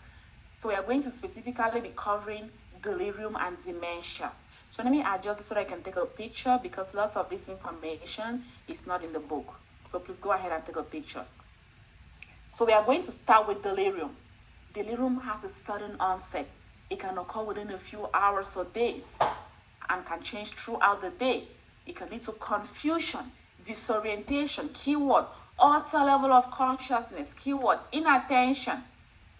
This person might not know where they are, what time it is, or who people are. It can cause memory and thinking problems, changing in cognition, trouble remembering, understanding, or staying focused. It can cause hallucinations and delusions. This person might see things that are not there, hear things that are not there, or believing false ideas. It can cause fluctuating alertness. This person might alternate between feeling drowsy, alert, or very restless. It can also cause sleep changes. This person might be awake at night and sleepy during the day, or sudden waking up confused. It can cause mood and behavioral changes like agitation, irritability, anxiety, fear, or being very quiet and withdrawn. It has a poor prognosis, meaning the 1-year mortality rate of clients with delirium is up to 40%. Still a continuation. Please go ahead and take a picture of the continuation of delirium. Pharmacological management. Delirium can cause agitation and psychotic symptoms, so we can use antipsychotic agents. Haloperidol is the preferred treatment for agitated, delirious patients. We can also use atypical antipsychotic agents. Anxiolytic agents can help with insomnia. Non-pharmacological management, we need to monitor for safety needs because this patient is disoriented. They are confused. Pay attention to their basic needs. It is helpful to have in the client's room familiar people, pictures or decorations, a clock or calendar, and regular orientation to person, place, or time. So let's talk about dementia. Please take note of the page number. You can find all of this information there. Dementia, it is a group of disorders characterized by gradual, keyword, gradual development of multiple cognitive deficits. It takes a longer time. It can take about a year to multiple years. It can lead to impaired executive functioning, impaired global intellect, impaired problem solving. It can affect problem solving skills, organization skills. When we hear dementia, the first thing that comes to our mind is that altered memory. So dementia can be divided into two broad categories, cortical and subcortical dementia. So let's look at cortical dementia. Let me adjust this so that I can take a picture of cortical dementia. Let's go ahead and take a picture of cortical dementia. It's not in the book. So cortical dementia, let's take a picture. It primarily affects the cerebral cortex, the outer layer of the brain responsible for higher cognitive functions. Please remember these two keywords under cortical dementia. It can affect memory and language. Memory loss and language difficulties, these are hallmark features of cortical dementia. It can also cause aphasia. Aphasia or language impairment is common in cortical dementia, leading to problems with communication. Visuospatial issues. Individuals may experience visuospatial impairments affecting their ability to navigate and recognize objects. It can also cause apraxia, leading to difficulties in performing purposeful movements. It can also cause personality changes, behavioral changes such as personality shifts and increased impulsivity can occur. Cortical dementia can lead to hallucinations and delusions. These symptoms can contribute to agitation and distress. Common types, we have Alzheimer's disease, frontotemporal dementia, primary progressive aphasia. Now we move to subcortical dementia. Please go ahead and take a picture of this. This information is not found in the book. Subcortical dementia, it primarily affects the brain's subcortical structures, which are located beneath the cerebral cortex. It can cause cognitive and motor symptoms, especially motor symptoms. Please remember this. Every time you hear subcortical, the first thing that should come to your mind is motor symptoms. For cortical, I said language, memory issues. For subcortical, the first thing is that motor symptoms. It is characterized by a combination of cognitive and motor symptoms, including memory problems and movement difficulties. Movement disorders such as tremors, stiffness, and bradykinesia, which is slowness of movement, are often prominent in subcortical dementia. Gait and balance issues, it still falls under motor symptoms. Problems with walking and balance are common due to the involvement of the motor pathways. It can cause emotional changes, mood changes, depression, apathy can be part of the symptom profile. And individuals with subcortical dementia, they may experience slower thinking and processing speed compared to cortical dementia. Common types, we have Parkinson's disease dementia, Huntington's disease, and vascular dementia. Any volunteer? I would like to read a question. Any volunteer? Yes, please. All right. You are a PMHNP conducting an assessment on an elderly patient with cognitive impairment.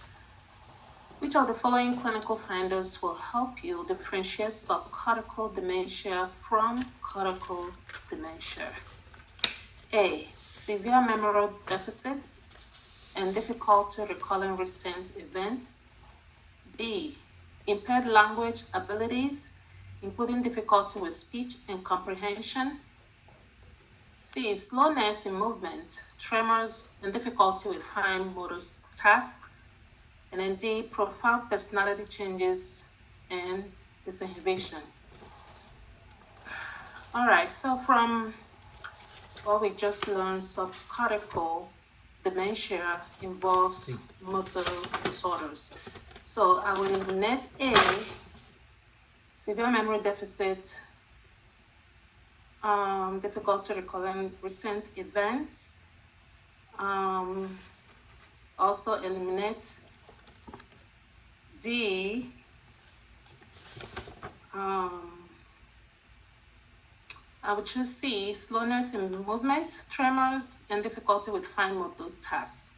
Yes, awesome. Thank you so much. He said, what will help differentiate subcortical from cortical? We always go with the one first. What is in subcortical that is not in cortical? Yes. So severe memory deficit and difficulty recalling recent events, that will be cortical dementia. Impaired language abilities, including difficulties with speech and comprehension, that will be cortical dementia. Profound personality changes and disinhibition, cortical dementia. So like you said, slowness in movement, tremors, and difficulties with fine motor tasks. Every time you hear cortical, the first thing that should come to your mind should be motor symptoms. Thank you so much. So let's look at the individual subtypes of dementia. The first one is dementia of Alzheimer's type. You can find this in the book, so take note of the page number. It is the most common type. It is classified as a cortical dementia. There is that gradual onset and progressive decline without focal neurological deficits. Focal neurological deficit means that it might not cause a problem with the spinal cord. It might not lead to a problem with the spinal cord. Dementia due to HIV disease, it is classified as a subcortical dementia. Early signs of HIV dementia, we have cognitive decline, motor abnormalities. Remember, HIV dementia, it is a subcortical dementia, so think of motor abnormalities, and it can also cause behavioral abnormalities. Clinical signs of late-stage HIV-related dementia. Once it gets to the late stage, now there is that global cognitive impairment. It can lead to mutism. This person might not be able to talk. It can cause seizures, hallucinations, They might start hearing or seeing things that are not there. Delusions, apathy, mania. Please take note of the page now.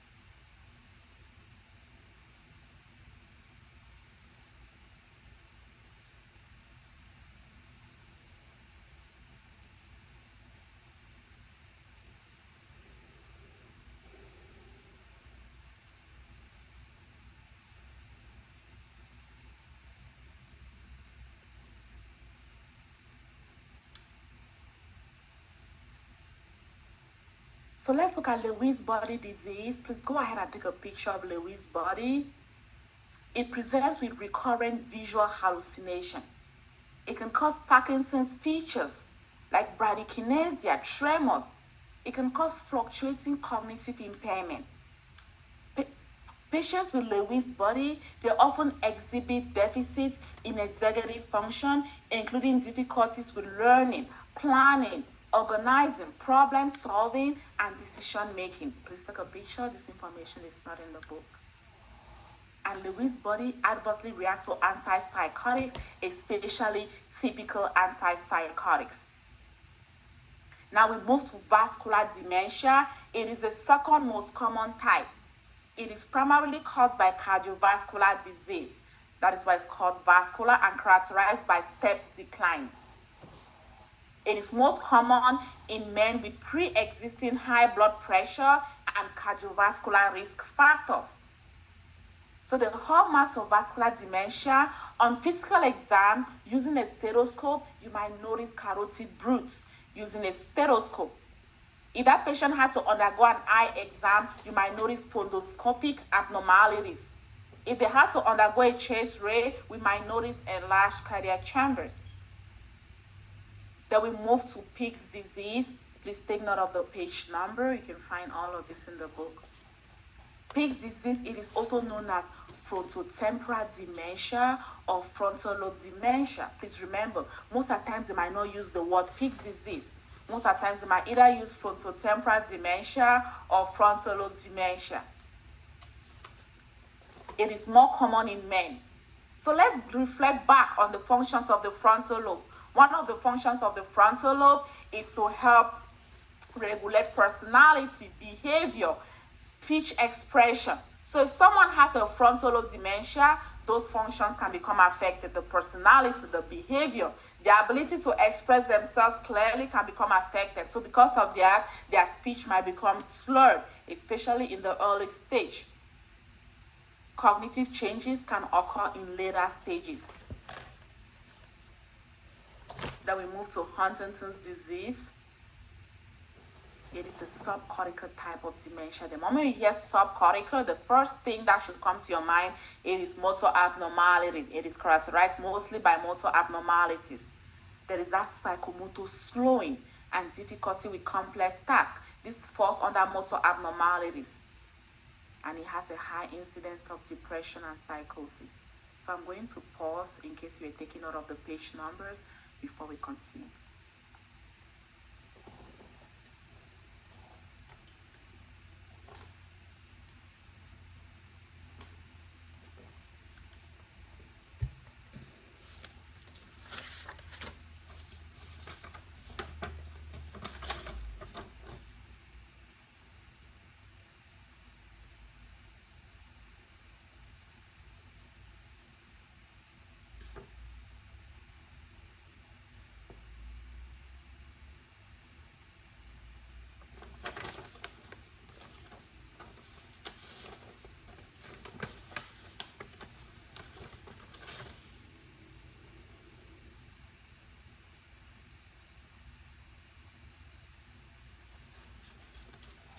So let's look at the etiology of dementia.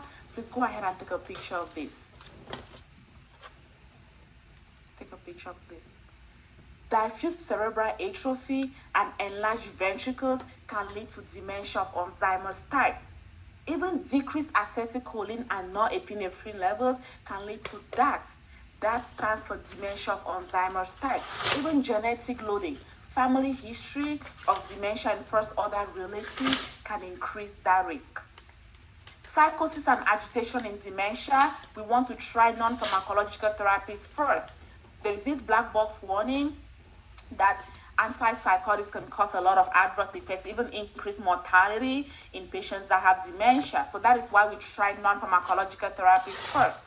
So if your patient with dementia becomes agitated, you can maybe take that patient to a quiet environment, encourage deep breathing, relaxation. If that is not effective, before now you can think of using atypical antipsychotic medication. And if you're using atypicals, you want to use the lowest effective dose and attempt to wean periodically. Benzodiazepine should be avoided if possible in most patients that have dementia, as they are particularly vulnerable to their adverse effects such as sedation, falls, and delirium. Any volunteer that would like to read a question? Is Hannah still there? Please go ahead. Yes. An 81-year-old female with a history of vascular dementia is brought to the hospital for increased agitation and urinary tract infection. Which of the following features most distinguishes the effects of delirium from dementia? A, altered level of consciousness. B, behavioral disturbances. C, cognitive deficits. D, language deficits. So B, C, and D and A can all be part of dementia, but A especially is what distinguishes delirium from dementia. So I'll go with A. Yes, awesome. Thank you so much. It says, which of the following features distinguishes the effects of delirium from dementia? The behavioral disturbances can be found with both conditions, even the cognitive deficits, even the language difficulties. But that altered level of consciousness is a hallmark feature of delirium. That altered level of consciousness, that inattention, that confusion is very consistent with delirium. Thank you so much. Any other volunteer? Esther, are you still there? Please go ahead. What is the best treatment for AIDS dementia complex? Acetylcholinesterase inhibitors, system-targeted pharmacologic treatment, non-pharmacologic supportive care, D, antiretroviral therapy.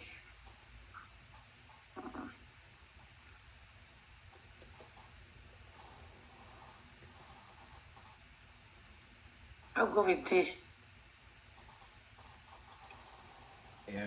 B or D? D as a dog. Yes, awesome. Thank you so much. It says, what is the best treatment for AIDS dementia complex? So please remember that when someone has AIDS dementia complex, what is responsible for the dementia is the HIV/AIDS. So what needs to be targeted, what needs to be treated is the primary cause of the problem, which is the HIV/AIDS. So we can use A, B, and C to manage the dementia. But if the HIV/AIDS is not treated, they might still keep experiencing that altered memory. So we need to refer this patient to their PCP to start them on antiretroviral therapy. Thank you so much. So you're welcome. Dr. Jita, were you asking a question? Please go ahead. Yeah, I just wanted to know what the answer was for the last question. So it was A, altered level of consciousness. Okay, thank you. So let's look at the different levels of prevention. Please take note of the page number. You can find all of this information there, including the different examples. So primary prevention, it is aimed at decreasing the incidence, the number of new cases of mental health disorders.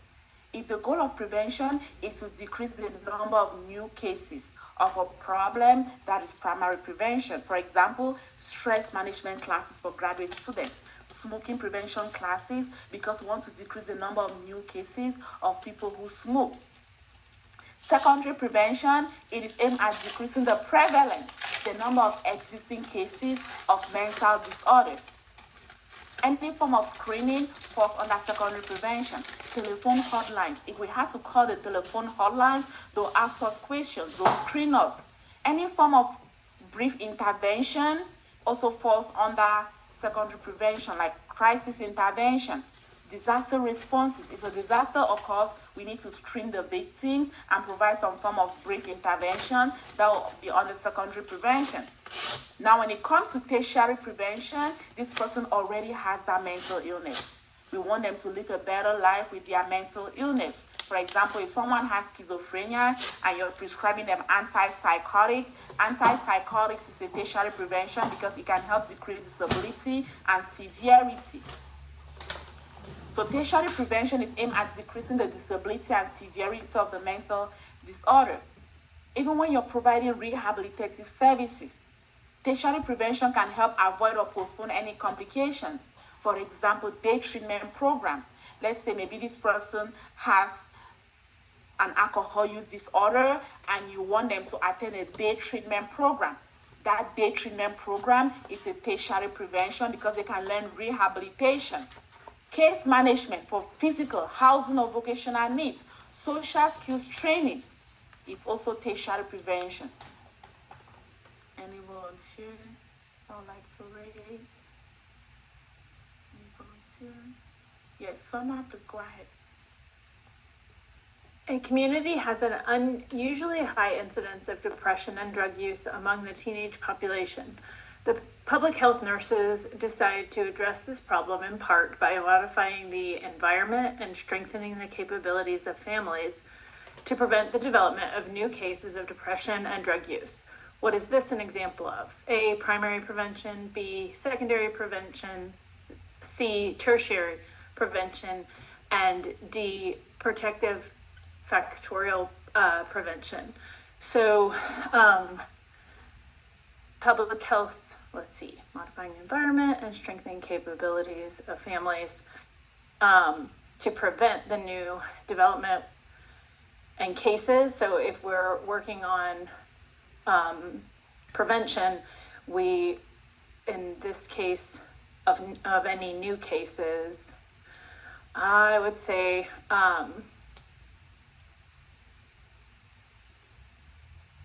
let's see, modifying environment and strengthening capability. I'd probably go with A, primary prevention, because you're trying to prevent any new cases rising. Right, awesome, thank you so much. It says that the public health nurse decided to address this problem in part by modifying the environment and strengthening the capacities of families to prevent the development of new cases. Preventing the development of new cases of depression and drug use, it is that primary prevention, because we want to prevent the number of new cases. Secondary will be screening, tertiary will be rehabilitation, and there's nothing like protective factorial prevention. So the correct answer is A, primary prevention. Thank you so much. So we are going to look at motivational interviewing. Please give me a quick minute.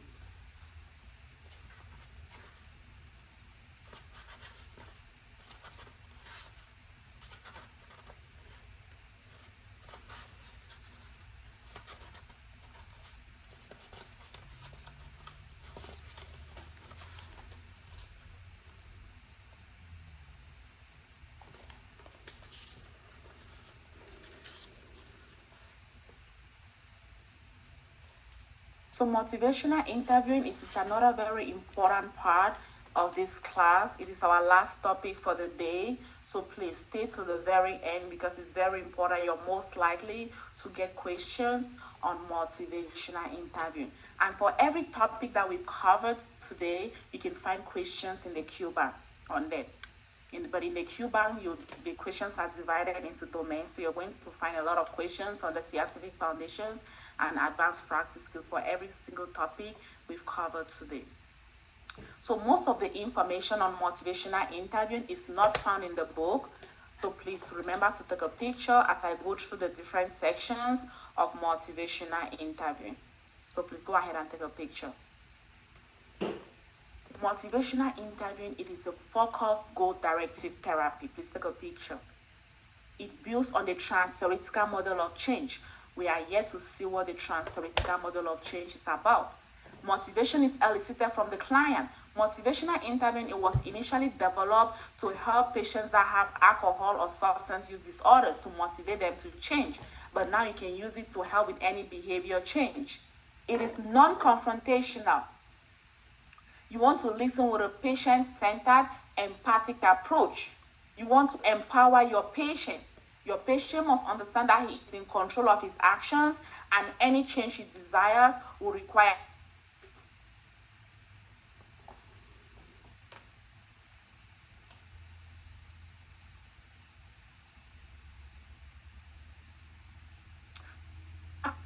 You just cut off. I don't know if you can hear us. We cannot hear your voice. Amy? No, we can't hear you. Dr. Georgette, you just totally cut off while you were going through that list. Can you hear us? It looks like she logged off. She's probably going to log back on.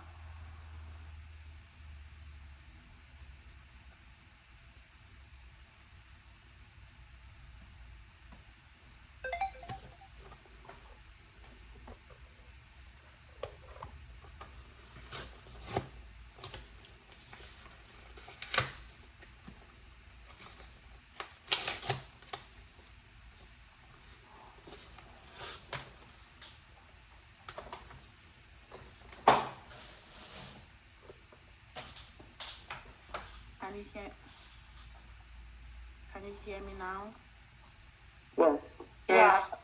Okay, sorry about that. I had to switch my Wi-Fi. It looks like the other one was breaking, so I just switched it around. So let me go back. So motivational interviewing, please remember to take a picture. It is a focused, goal-directed therapy. It builds on a trans-theoretical model of change. We are yet to see what the trans-theoretical model of change is about. Motivation is elicited from the client. It is non-confrontational. You want to listen with a patient-centered, empathic approach. You want to empower your patient. Your patient must understand that he is in control of his actions, and any change he desires will require him to take steps towards that change. So it was initially developed to help patients that have substance use disorders for them to change their behavior, but now we can use it to achieve any behavior change. So let's look at the basic skills of motivational interviewing. Please take a picture. So there is an acronym known as the OAS, where O is for open-ended questions. You want to ask open-ended questions. The patient does most of the talking. It gives the provider the opportunity to learn more about what the patient cares about, their values and goals. For example, I understand you have some concerns about your drinking. Can you tell me about them? Versus asking your patient, are you concerned about your drinking? So you want to avoid using yes or no questions. A is for affirmations. You want to affirm your patient's positive trait. Affirmations can take the form of compliments or statements of appreciation and understanding. It helps build rapport, validates and supports the patient during the process of change. It is most effective when the patient's strengths and efforts for change and notice are affirmed. For example, I appreciate that it took a lot of courage for you to discuss your drinking with me today. Another example, you appear to have a lot of resourcefulness to have coped with these difficulties for the past few years. So affirming that patient's positive trait is important. R is for reflection. Let me adjust this. Please go ahead and take a picture of reflections. Reflections in EMMA involves paraphrasing or repeating. So EMMA here stands for motivational interview. It involves paraphrasing or repeating back what the client has just said in a way that demonstrates active listening and understanding. So if a patient tells you something, you want to paraphrase it so that you can capture the implicit meaning of the information they are trying to convey. It helps the client feel heard, validated, and understood, fostering a therapeutic alliance. It encourages continual personal exploration and helps people understand their motivations fully. Reflections can be simple, where you repeat the client's words, or complex, where you delve deeper into the underlying emotions and thoughts. It can be used to amplify or reinforce desire for change. For example, if a client says, I'm not sure I can quit smoking, it is too hard. A reflection could be, it sounds like you're feeling overwhelmed by the idea of quitting. So they tell you something and you paraphrase it. Please go ahead and take a picture of the last, summarizing. Summarizing in MI, it involves condensing and bringing together the various points discussed during the conversation. It helps the client see the bigger picture, identify patterns, and gain insight into their situation. It ensures mutual understanding of the discussion so far. It links discussions and check-ins with the patient. It allows the client to reflect on what has been discussed and can highlight discrepancies or areas of change. So at the end of the session, you might want to go over a summary so that in case there are any discrepancies between what the patient told you and what you have in your summary, you can easily identify those. For example, at the end of an MI session, you might summarize. So today, we've talked about your reason for quitting smoking, your concerns about withdrawal, and your desires to improve your health. It seems like you have mixed feelings about quitting, but you're motivated to make positive changes. And you can ask your patient, how am I doing? So that in case there are any discrepancies, we can discuss those. So the difference between reflection and summarizing. Reflection is about active listening and responding empathetically to what the client is saying, while summarizing involves condensing and bringing together the main points to help the client gain perspective and insight. So let's look at the guiding principles of motivational interviewing. Please go ahead and take a picture. If you cannot see, I'll readjust it. But those that can see, please go ahead.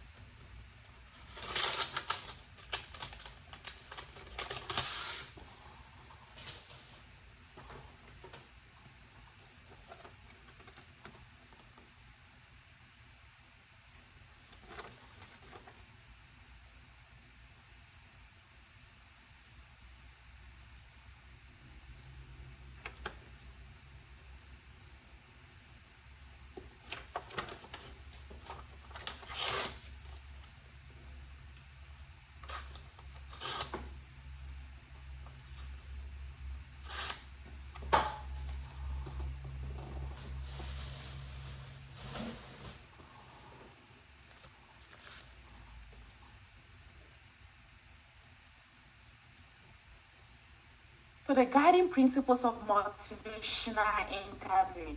You want to express empathy, show understanding, warmth, and empathy towards the client's experience and feelings. For example, I consider you're feeling overwhelmed by the idea of quitting smoking. It is completely normal to have mixed feelings about it. You also want to develop discrepancy. Help the client recognize discrepancies between their current behavior and their goals or value. For example, you have mentioned that you value your health, but you're also continuing to smoke. Can you see how these two things might not align? So this developing discrepancy can motivate the patient to change, because this patient might start thinking, if I value my health, I shouldn't be smoking. Roll with resistance. Avoid arguing with or confronting the client's resistance to change. Instead, acknowledge and explore their concerns. For example, the client might tell you, I'm not ready to quit drinking. And you can respond, I understand that you're not ready to quit at the moment. Can you tell me more about what's holding you back? And you want to support self-efficacy. Encourage the client's belief in their ability to change and make informed decisions. For example, you've made positive changes before, like cutting down on alcohol. What strategies have worked for you in the past, and do you think you can apply them again?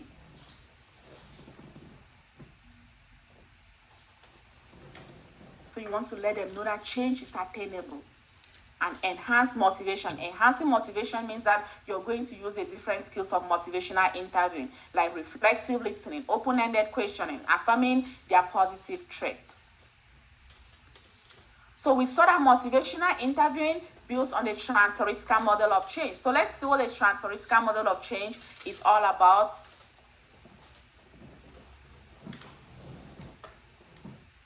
Please take a picture. Remember to take a picture. So the first is the pre-contemplation. How would you know that your patient is in the pre-contemplation? It means that this person is not aware that there is a problem with their behavior and they have no intention to change. When someone is in the pre-contemplation, it means that they are not aware that there is a problem with their behavior and they have no intention to change.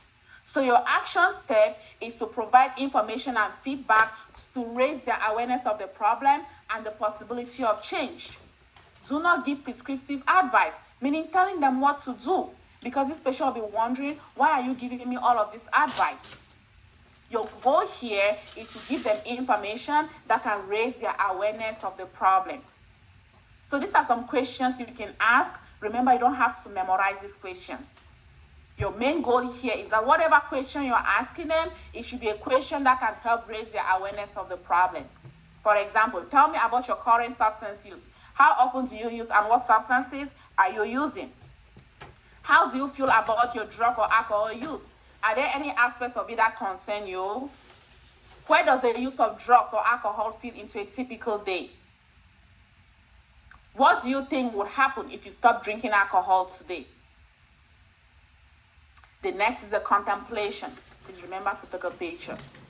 In this stage, individuals are aware that there is a problem and are actively thinking about making a change in the foreseeable future, usually within the next 6 months. However, they might still have mixed feelings and ambivalence about taking action. So in the contemplation, this person is fully aware. In the contemplation, this person is fully aware of their behavior, but they are not committed to changing. So what can you do? You want to help the person see the benefits of changing and the consequences of not changing.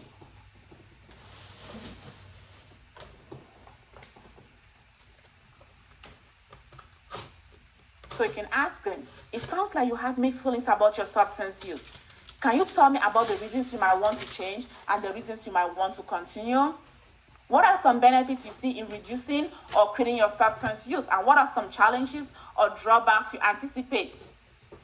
Can you imagine what your life would be like if you were able to make positive changes in your substance use? What are some things you will look forward to? Then we move to the preparation. Let's take a picture. In the preparation stage, individuals, they have made the decision to change their behavior and they are preparing to take action in the near future, typically within the next month. Here, they might be gathering information, setting goals, and seeking support. So your action step here is to help them find a change strategy that is realistic, that is acceptable, accessible, appropriate, and effective. You can say on a scale of from 1 to 10, with 1 being not ready at all and 10 being completely ready, where do you feel you are right now in terms of making changes to your substance use? What are some goals you have in mind regarding your substance use? What would you like to achieve? So you're trying to assess that preparation. Yes, Amma, were you asking a question? Please go ahead. Amma. I'm sorry, I was on mute. I will ask when it's time for us to ask questions. I just was confused about something. Okay, no problem. Thank you. Then we move to the action. We move to the action. Let's take a picture. In the action stage, individuals have taken specific steps to change their behavior. This stage involves actively modifying their behavior, routines, or environments to achieve their desired outcomes. So what can you do as a PMHNP when someone is in the action? You can support and be an advocate for them. You can help them accomplish the steps for change.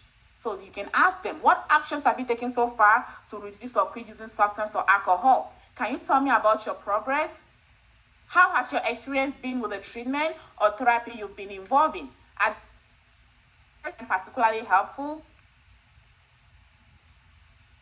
Then we move to the maintenance.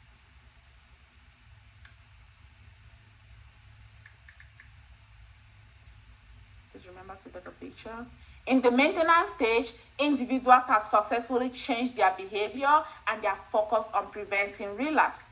So your action step here is to help the person identify the possibility of relapse and identify and use strategies to prevent relapse. So in the maintenance phase, they are working to consolidate their gains and they are continuing to engage in this new behavior over the long term. The person is engaging in behaviors to prevent relapse. You can ask them, tell me about how you've been able to maintain your recovery and stay substance-free since we last spoke. What specific relapse prevention strategies have you found most effective and how do you implement them in your daily life? How has your support system evolved and who continues to be a key source of support for you? Please remember to take a picture. In addition to these 5 stages, the transtheoretical model also incorporates the concept of relapse. Relapse is seen as a normal part of the change process and it can occur at any stage. When relapse occurs, individuals may return to an earlier stage, meaning from the maintenance to the contemplation, or they might cycle through the stages again. So when someone relapses, you want to assess, you want to ask, when was your last relapse? What led to it and what are your plans for getting past it and avoiding another relapse? What keeps you from having another relapse? What insights or lessons have you taken away from this experience? So your action step as a PMHNP is to help the person holistically look at the situation. They should look at the relapse from every angle. Maybe they fell sick, and that is what or they lost a loved one. That is what caused them to go back and start using substances or abusing substances. They should look at the cause of their relapse from every angle so that they can identify and use an appropriate strategy to prevent another relapse from occurring. So before we continue, we have a group on Facebook called Georgette's PMHNP Certification Review Study Group. If you're preparing for this exam and if you have a Facebook account, we highly recommend that you join the group. The group has more than 12,000 NPs because as you're studying for this exam, you might have questions. So you can always join the group and post your questions in the group. And if you plan on joining the group, you can simply go on Facebook and search it, then submit your request. After you submit your request, please enter your license number, your state of licensure so that you can verify your license. And also you can just add a short note that I just attended this class as putting your first and your last name. So remember, when submitting the request, answer the membership questions, enter your license number, your state of licensure, and just type a short note that you just attended to this class as putting your first and your last name so that they can prioritize your request. So if your request is still pending, you can cancel it and resubmit it so that you can enter all of this membership, so that you can answer all the membership questions. And also, please, I know that we covered lots of information today. It is modules 1 and 2, so it's a lot of information that we are going over. So please find time to consolidate your notes.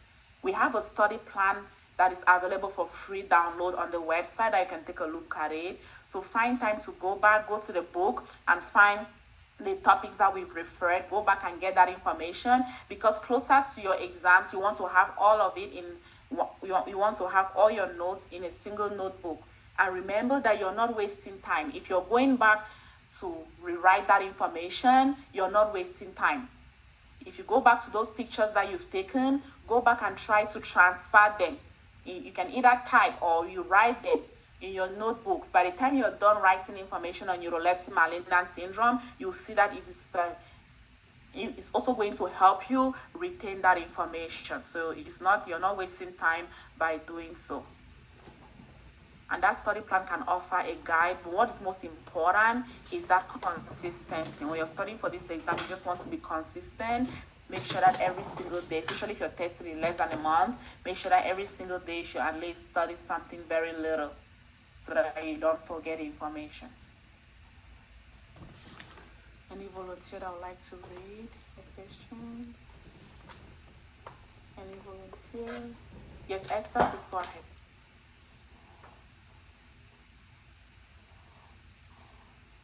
that a 32-year-old patient with a history of alcohol abuse present to your clinic. The patient does not believe they have a problem with alcohol and is not considering making any changes. To assess the pre-contemplation stage effectively, which of the following questions is most appropriate? A, have you ever tried to quit drinking in the past? B, what are some benefits you see in reducing your alcohol use? C, when will be a good time to start attending Alcoholics Anonymous meetings? D, how does the use of alcohol fit into your long-term goals? Pre-contemplation stage.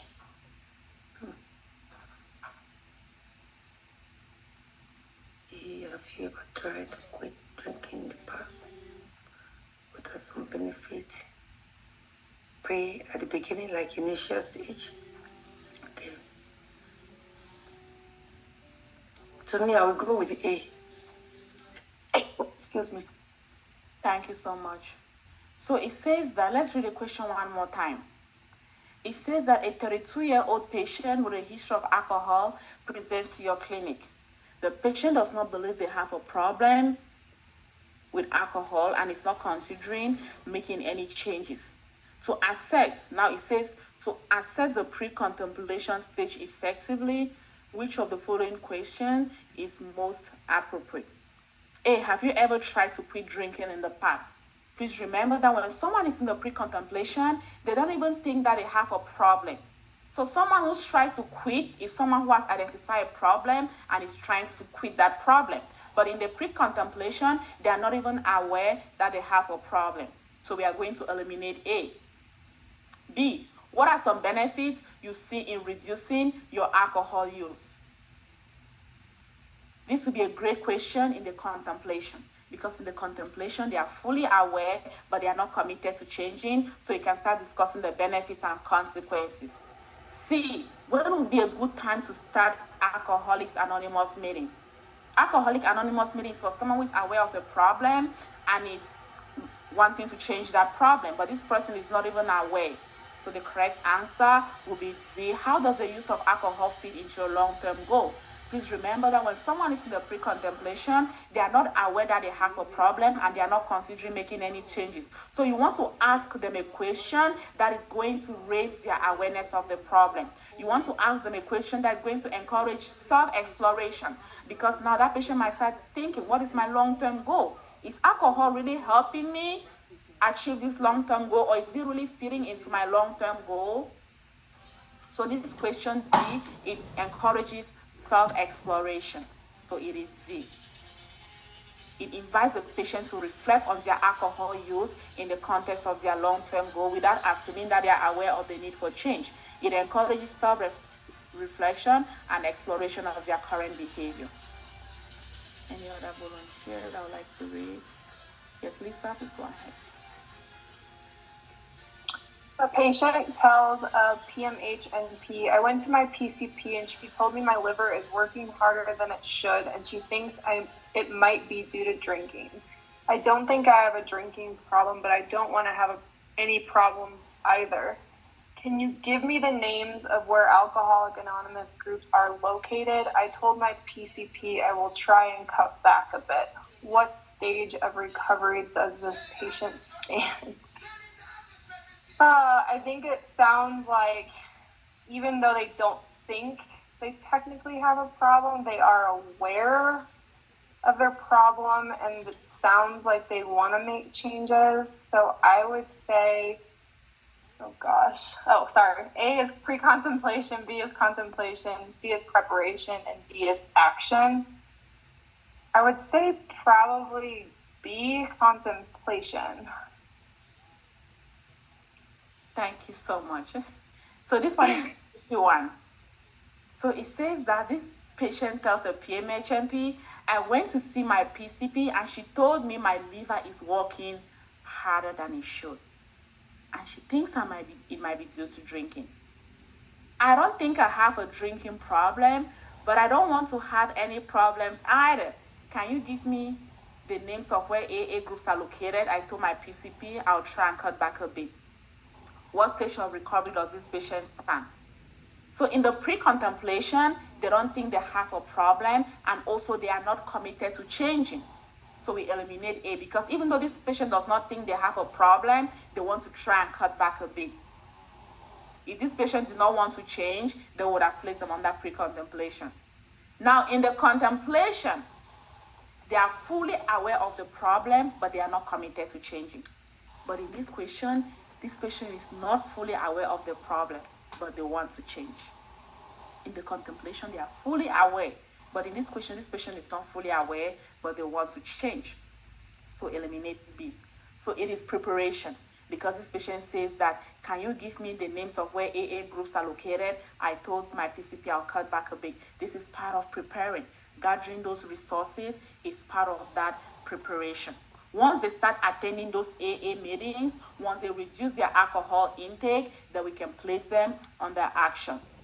Until then, it is preparation. Preparation. Because it says that, can you give me the names of where AA groups? That is part of preparing. That is part of that preparation. Remember that someone can be in the preparation even if they are not aware that they have a problem. And when it comes to the transtheoretical model of change, it doesn't have to go chronologically. You might meet someone in the pre-contemplation, but after educating that person can live from the pre-contemplation right up to the action. They might tell you that after this appointment, I'm going to reduce my alcohol intake. And once they reduce their alcohol intake, you can also place them in that action. So it's still, since they're still asking of where AA groups are located, they are still in the preparation. And also, please, when it comes to preparing for the PMHMP certification exam, please narrow down your resources so that you're not feeling very overwhelmed.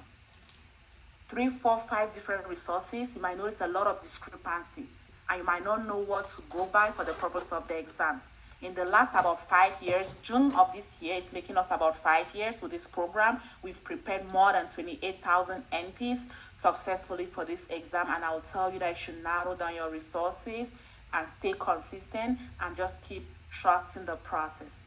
So thanks everyone. Thank you all. Thank you so much for joining today's class. If you have a question for me, please don't leave here. But if you don't have a question for me, see you in your next class, or most of you, I'll be seeing you again tomorrow. Thanks everyone. Have a great rest of your day. Bye-bye. Thank you so much. Thank you. Thank you. Thank you. Thank you so much. Thank you. Thank you so much. Thanks. Thank you. Thank you, Georgette. Thank you so much. Thank you. Thank you. Thank you. So if you have a question for me, there is a hand icon that you can raise, and I'll just you. add order to answer your question. Thank you. So let me start with Amma. Amma, are you still there? Was it Amma? Okay. So let me start with Juan. Juan, please go ahead. Can you go back to the slide of the pre-contemplation, Sure. please? Thank you.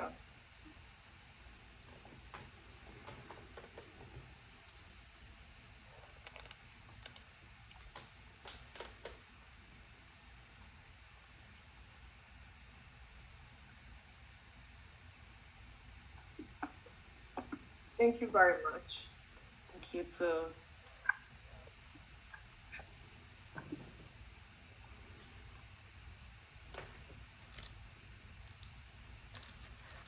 Lisa, please go ahead. Hi, can you hear me? Can you go back to the slide after the cows grid, please? After the cows? Yeah, there was, for whatever reason, I wasn't able to see it. After the cows, we have the mental status. Let me pull that up for you. Base. I have that. This is the cows. You said after Right, okay, so go further down, down. I have that.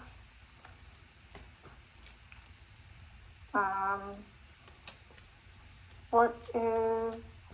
That question. Then after that, It's just questions. Oh no, Siwa, go down. Go down, that's the cross scoring. Go down. That page, the neurocognitive. Okay. Thank you. My camera didn't get it. Fully. Okay, thank you. Thank you too. So did you get this second part? I'll take a picture just in case it didn't come over. Okay, got it. Thank you. So, Brooke, please go ahead. Hi, can you just? I'm sorry. I missed the, Yes, Brooke. the pharmacal. Yes, Brooke, please go ahead. Yeah, thanks. I was just wondering if you could just show or reiterate, I might have already, how to access the question bank. Yeah, so if you purchase the package that has a question bank, you should already you should have gotten an email that asks you to create your password. And if you didn't get that, then you need to call or email and someone will assist you. Got it. Thank you. Thank you too. I think let me get the name right. Dr. Harper, you're trying to say something? Please go ahead.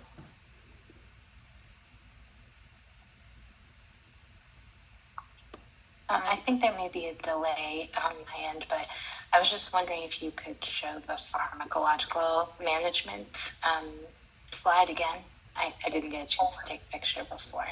For what? Pharmacological management of what? The pharmacological management of like dementia, I think. Let me see. I don't have any slides on pharmacological management of dementia. It was the one that you just pulled up. For the Oh, last okay, person. of delirium. Okay. This. Yes. Yes, the delirium. Thank you. Okay. Yes, so I have a slide on pharmacological management on dementia, actually, yes. But you say it's this one that you missed, right? Thank you. Okay, thank you too. Sorry, the delay is messing me up. Chloe, please go ahead. Hi, yes, thank you, Dr. Georgette. I just needed the slide on from Trent's theoretical model of change, the contemplation phase.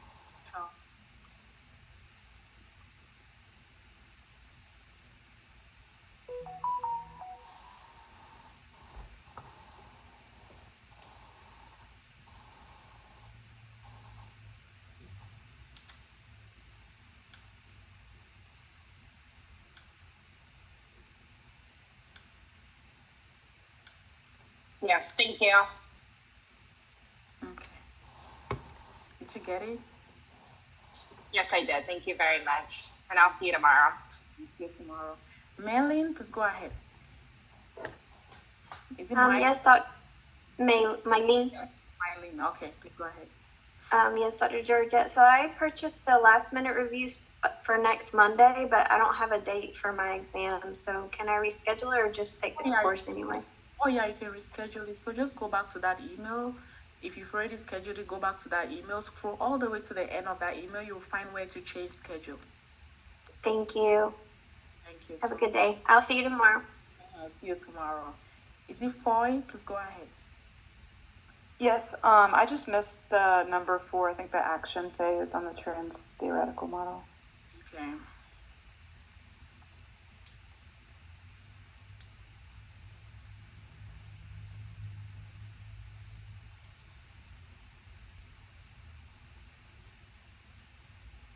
Thank you.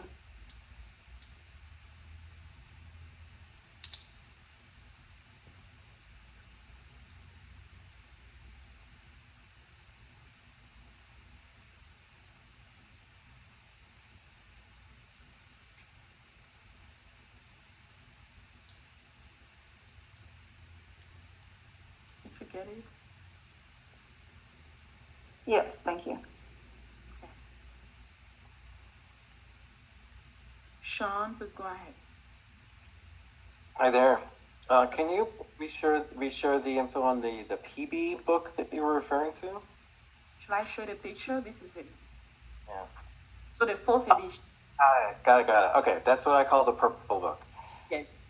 So this is the 4th edition. Yeah. Okay. Do you have it? The 4th edition? I think I have the one that's from like 2019, 2020. Is it still, does it look like this? Yes. Okay, perfect. I think I had trouble logging on at the beginning, so I missed it. Thank you so much. Appreciate it. So much. Christina, please go ahead. So I tried to get on the Facebook and my request got denied. So should I just try again? Yeah, so try. So if it gets denied, it means that you didn't answer all the questions. So try again and just make sure that you answer the questions. Most importantly, your license number and your state of licensure. Okay. I don't remember it asking me when I tried to friend Yeah, it. questions are there if you just read to the end, but just enter it. But it Okay, is so you said the license number and what else? I'm sorry. your state of licensure. Oh, okay. And just add a short note. Just type in your license number, your state of licensure. Just type in a short note that I just attended to this class as, put in your first and your last name. That way they'll prioritize it. Okay, awesome. And also, I didn't know if my class gave us this, I don't know if you can see it. It's an update. The Psychiatric Mental Health Nurse Practitioner Review and Resource Manual 4th edition interim update document. So this manual, I think that there was some kind of an update and they gave this to us in class. Is the addendum? You don't really need it for the purpose of the exam. You can choose to read it, but we don't include the addendum. It's all Okay. So it's not important information, really. It's important, but it's not really something that I'll say you really need to know for the exams. But it has been there since 2020, so it's not something like very recent. Well, this one says 2023. Yes, so the addendum, maybe they wrote there that 2023, but the addendum is 2020. Okay. Okay, Yes. Just wanted to make sure. Right. Thank you. I don't really have to. There's nothing that I'll really say you need to really know for the purpose of the exam. So. Okay, thank you so much. Thank you. See you tomorrow. Onyinye Chukwu, please go ahead. Thank you. Sorry, my Wi-Fi got disconnected at this question. Should I read it? The psychiatric mental health nurse practitioner evaluates the following when assessing thought process. Can I please take a picture? So the thought process is abnormal thoughts and ideas. And you're going to see questions like that in the Q bank. Yes, I missed from there to another question. Can I just take a picture of it? Yeah, so for the questions, you have the question bank. Okay. You're going to have questions in the question bank on that. Okay. Okay. All right, thank you. Thank you too. Gloria, please go ahead. Hey, Dr. Georgia, how are you doing? I'm doing good. Thank you so much. Good. So I have like maybe 3 questions. So the first question was I'm still waiting for the time for me to schedule for my board. So do I need to wait for the LMR? Do I need to wait when I get the time I can schedule the last LMR so that I can know, like, you know what I mean? Like you say that you need to wait for 2 weeks or 1 week for you to do the LMR. Yes, so once you have your test date, you can come and schedule the last minute review. Okay. And also, I'm working Thursday and Friday, and I know that when I was reading your study guide, you say it's better for us to do like the same week. Since I'm working on Thursday. Not necessarily. It's recommended, but not necessarily. We have MPs that took 3 weeks ago. They are taking some today, then they'll take others end of the month. Okay then. And last one, for the Facebook one, when you say our licenses, do you mean our BSN, our RN licenses? Yes, RN license. Okay. Okay then. Thank you very much. I do really appreciate it. See you tomorrow. See you tomorrow. Thank you too. Celestine, please go ahead.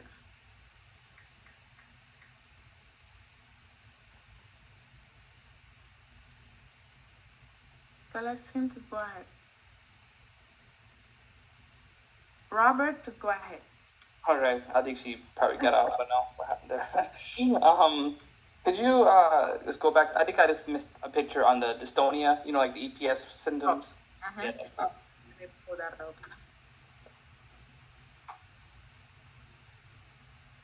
Dystonia. I think that was the first one. Yeah, it was like one of those symptoms. What? Let me see. Okay, and then go down. Then we have akathisia. Okay, and then go down. Okay, I think it's this last one I think I got. Then we have the last one. And there's one more, right? Yes. Okay. Yes.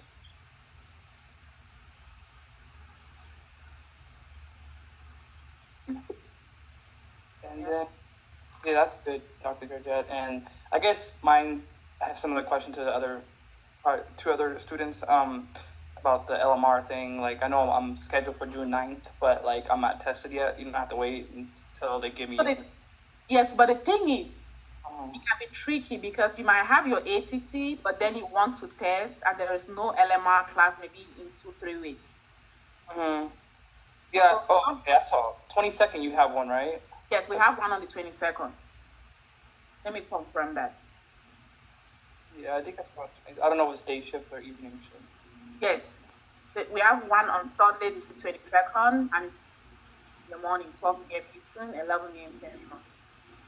Okay, so it's the morning months. Okay, that might work. I just have to reschedule it on the website, right? You said. Yes. So to reschedule it, just open your email, the email that has your class, the link to join the class on the 9th. Go all the way to the bottom of the email and reschedule. Oh, okay. Yeah, do that then. So you don't do it directly on the website. Do it through your email. To the email. Okay. Right. Well, I signed up for everything, the modules with the LMR, so it can be overwhelming, but let's trust the process. Yes, I know it's it's a lot of information. Okay, how do you have your voice still? Oh my God. I know it can be overwhelming, but just trust the process. Narrow down your resources. Ask questions. Okay, I'll narrow down my resources. I only have the purple book and then these classes, and then I have a pocket prep or whatever. It's just on my app. But I just want to use 2 or 3 resources. What do you think? This the purple book, your class, is another resource that you recommend that I can have? Not really. Okay. Yes, a lot of our MPs, they just, and some of the MPs still have these other resources, but they said it was not very helpful for the exam. So, and you can always get feedback in the group. So we are in the group, people are always posting feedback and all of that, because sometimes feedback from me could be, there's a potential for bias, so you can always post in the group. Okay, yes. General consensus. Thank you, Dr. Right, but I'll tell you firsthand that our resources have prepared more than 28,000 NPs in 5 years successfully for this exam. So. Okay, that's interesting. I didn't know that. Like 5 years you've been running. Right, right. Okay. All right. Cool. Thank you. I'll see you tomorrow. Thank you. Bye. And ask questions as you're studying. That is why we have that group. If there's anything that is confusing or you're looking for easy ways, post in that group. I'm also a member of that group. So if you post a question, if other members don't answer, you can always tag me in the comment section and I can also take a look at it. Let's say you're reading NMS and every time you read it, you just get more confused. You can always write, is that an easy way? And if no one shows an easy way, tag me and I can always look for easier ways for you to retain the information. Okay, yeah, just retaining the information is hard for me, so I have to like write it down or something or type it. I think I better read it sometimes. And sometimes read it like you need to use it to see a patient. Forget about the exams. So when you're studying like I really need to know this information because I'm about to go see a patient waiting for me in the waiting area. So let me study this depression as if I'm going to meet that patient and diagnose that patient. That way it changes your perspective. Now you're actually reading with the goal to understand, not just memorize. Okay, all right. Right, like the patient came to my office that has been taking antipsychotics and they had NMS. How would I know that it is NMS? So when you're studying, like I really need to know this so that if that patient has hypothermia, muscle rigidity, and all of this, I know that it's NMS and I'll need to stop their medication. Okay. And then think about safety first. Those seems like a lot of questions, like what or initial action, right? Initial action. Right, like, initial action, priority action. Okay. Cool. Thank you. I'll see you tomorrow. Is it 12 p.m. again, or is it a different time? It's the same time. All the classes is at the same time. Okay. Cool. All right. You have a nice rest of your day. Okay. Yeah. Martina, please go ahead. Hi, Dr. Georgette. Thank you. So, when you were showing that grid, that helpful grid about all the different assessments and how they are graded. There was two that I never really heard of, and I was wondering if you could very briefly speak as to what they are and what they assess. One was the one for SLUM. I don't know if you say SLUM or how you say it. Well, SLUM is used for cognitive impairment. The St. Louis University Mental Status Exam is used to assess for cognitive impairment. Ah, okay. Well, maybe and could you say one more time what does it stand for so I can look it up? SLUM, St. Louis University Mental Status Examination. University Mental Status Examination. And the other one was the MADRS. So I can give you the page number so that I can look up that name. So the page number is 281. Oh, it's in the purple book? Yes, 281. Oh, beautiful. Oh, thank you very, very much. Thanks so much. See you tomorrow. So it is 281. Lindsay, please go ahead. See you tomorrow. Lindsay, please go ahead.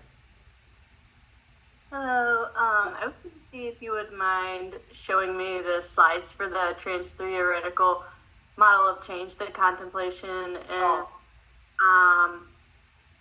which one? Preparation. Okay.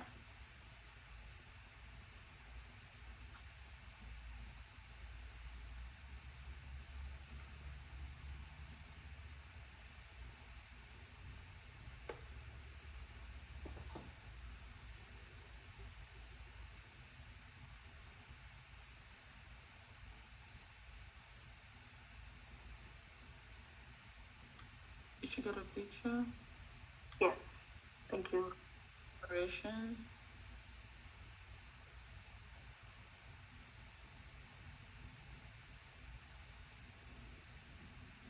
Thank you very much. All right, we'll see you tomorrow. Thank you. See you tomorrow. Celine, please go ahead. Hey, Dr. Georgette. I have a few questions. For starters, I've been trying to call the number that is associated with, your business, and I keep getting like, oh, it's not open, but it's in the time that It depends on the time. So remember, we're in Arizona. So what time zone are you? Yeah, so I know, and I called because it was like 9, and I called at 11 because that's 11 is 9. It's 9 your time, and I still wasn't able No, to get 11 is 8-hour time. It's not 9-hour time. Are you in Central? I'm in Eastern.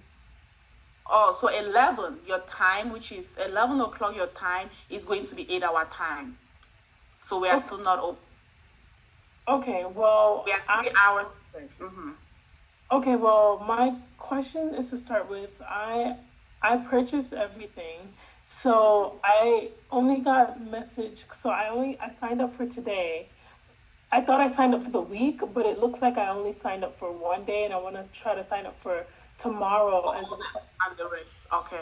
So just email on the website. So just send us an email. So if you go to the website or contact us, send an email right after the class, and someone will respond to your email by the end of the day. Okay, and then so my next question is... But let me show you how to schedule your classes. So the same way you schedule this class is the same way you're going to schedule the other classes. Yeah, but it keeps asking for like to pay, but I already paid. Okay, so just send an email, then someone will help you. So you want to attend the classes this week? Correct. Okay, so just give me a quick second. Let me communicate that with the quality team, and they can schedule you. I did it. And then also I had a question about so I haven't taken. They are going to schedule your classes, so you don't have to send an email. They'll schedule it for you. Okay, thank you. And then I also have a question about extending the question. So, like people were saying before, I purchased it in last month, but I haven't started any questions, and I'm not gonna take it until later this month. So I wanted to know if I can extend, because it's a 3-month window. Yeah, so the way the question bank is, you cannot be extended, but the thing is, have you accessed it? No. Okay, send an email that it should deactivate your question bank if you haven't accessed it. So send an email that it should deactivate it, so that when you're ready, you can send another email and they'll reactivate it, so that you can still have your full 3 months. Okay, thank you. And then for last but not least, for the LMR, is it okay if I schedule that like 3 weeks from now, or? Oh, sure, you can schedule it anytime. And then just email them that I want to schedule it at this specific So, yeah, so to schedule it, you go through that email and schedule it. But if you're having issues, you email. And to email us, just go through the website. Go through the website. There is a contact us page. Just fill it out. That's the easier way. So if I call the number right now, will I get in contact with someone? Yes, you should be able to get in contact. Right. See you tomorrow. Yes. So you should be able to get. So they're going to schedule your modules 1 to 5. That one you don't have to do anything. I just communicated that. So when you're ready for your last minute, but for the question bank, you need to send an email, because even if you call, they'll still send it to the email. So send an email just saying that you want your question bank to be deactivated. See you tomorrow. Celestine, please go ahead. Hi, yeah, please, I just want a slice on the cow scoring. I miss it. On the what? On the cow scoring and delirium. So let me look at the cows.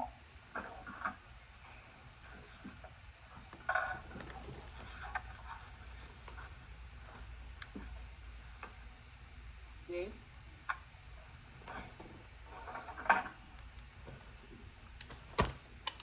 Okay, I'm trying to take a picture of it.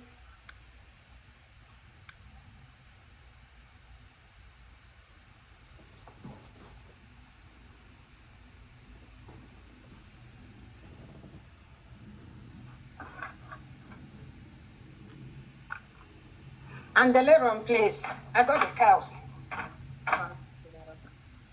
Okay.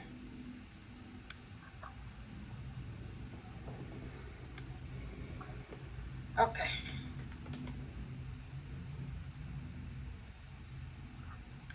All right, I got it. Thank you so much. I'll see you tomorrow. Thank you too. Gloria, please go ahead. Dr. George, so I'm just looking at the LMR, the schedule for July. The only availability you have is the 13 and the 28. Yes. So I'm kind of, because I'm trying to schedule in July, but since I don't know the date, so what would be your advice? You think that I should just schedule any date? If anything changes, you can always reschedule. But remember to advance. So just okay. All right. Let me just right. get that. So just choose the date. Then, if anything changes, just make sure that you reschedule it. Don't wait till reschedule. So try to self-reschedule it at least 72 hours to the class. Okay. I will do that. Thanks. Thank you. So, Victor. And also, go ahead, Gloria. And also, I know somebody was talking about how to schedule it. I was having the same problem, but I realized that the first email you send when you pay for it, they have like certificate and schedule. You just need to click on that schedule to activate it, because I didn't know it. Yeah. Yes. So Celestine, so to schedule the rest of your classes, I'm just giving, if you want to, because we are going to help you to schedule the modules. But if you wanted to schedule the LMR, just like Gloria is saying, if you go to the first email that we sent to you, after you purchase a package, there is the first initial email that even tells you the cost price. If you open that email, you click on schedule, then you can now schedule your last minute review. But again, if you're having issues, you can send us email through the website. Okay. All right. I got it. So we are going to schedule your classes. I think it was yeah, I don't think Celine. I think Celine. Celine. Yeah, it's not me. Yeah, so Celine. Yeah, so they are working on scheduling your modules, but I'm talking in future. If you want to schedule your LMR, just open the initial email. That is what you need to, because if you just go randomly on the website, then it's going to ask you to pay. So you have to go to the email that you had initially, that you received when you bought the package. Victor, please go ahead. Actually, I was going to clarify for Celine as well that it's the first email. If you go to the subsequent emails, it will ask you to pay. But every time you schedule a class, you have to go back to the initial emails, schedule the next one, and then go back again. Because if you use the subsequent emails, it's going to ask you to pay. It's going to ask you to pay. Thank you so much. So, Sure. Is Celine there? Yes. Russia, please go ahead. So apart from that, Victor, let me go back. Victor, did you have any other question? No, I'm okay. Thank you. Okay, thank you so much. Yes, Rosha, please go ahead. I know you recommend the LMR like a week or two before taking the exam. Are you opposed to like just taking it even if you don't have a test date?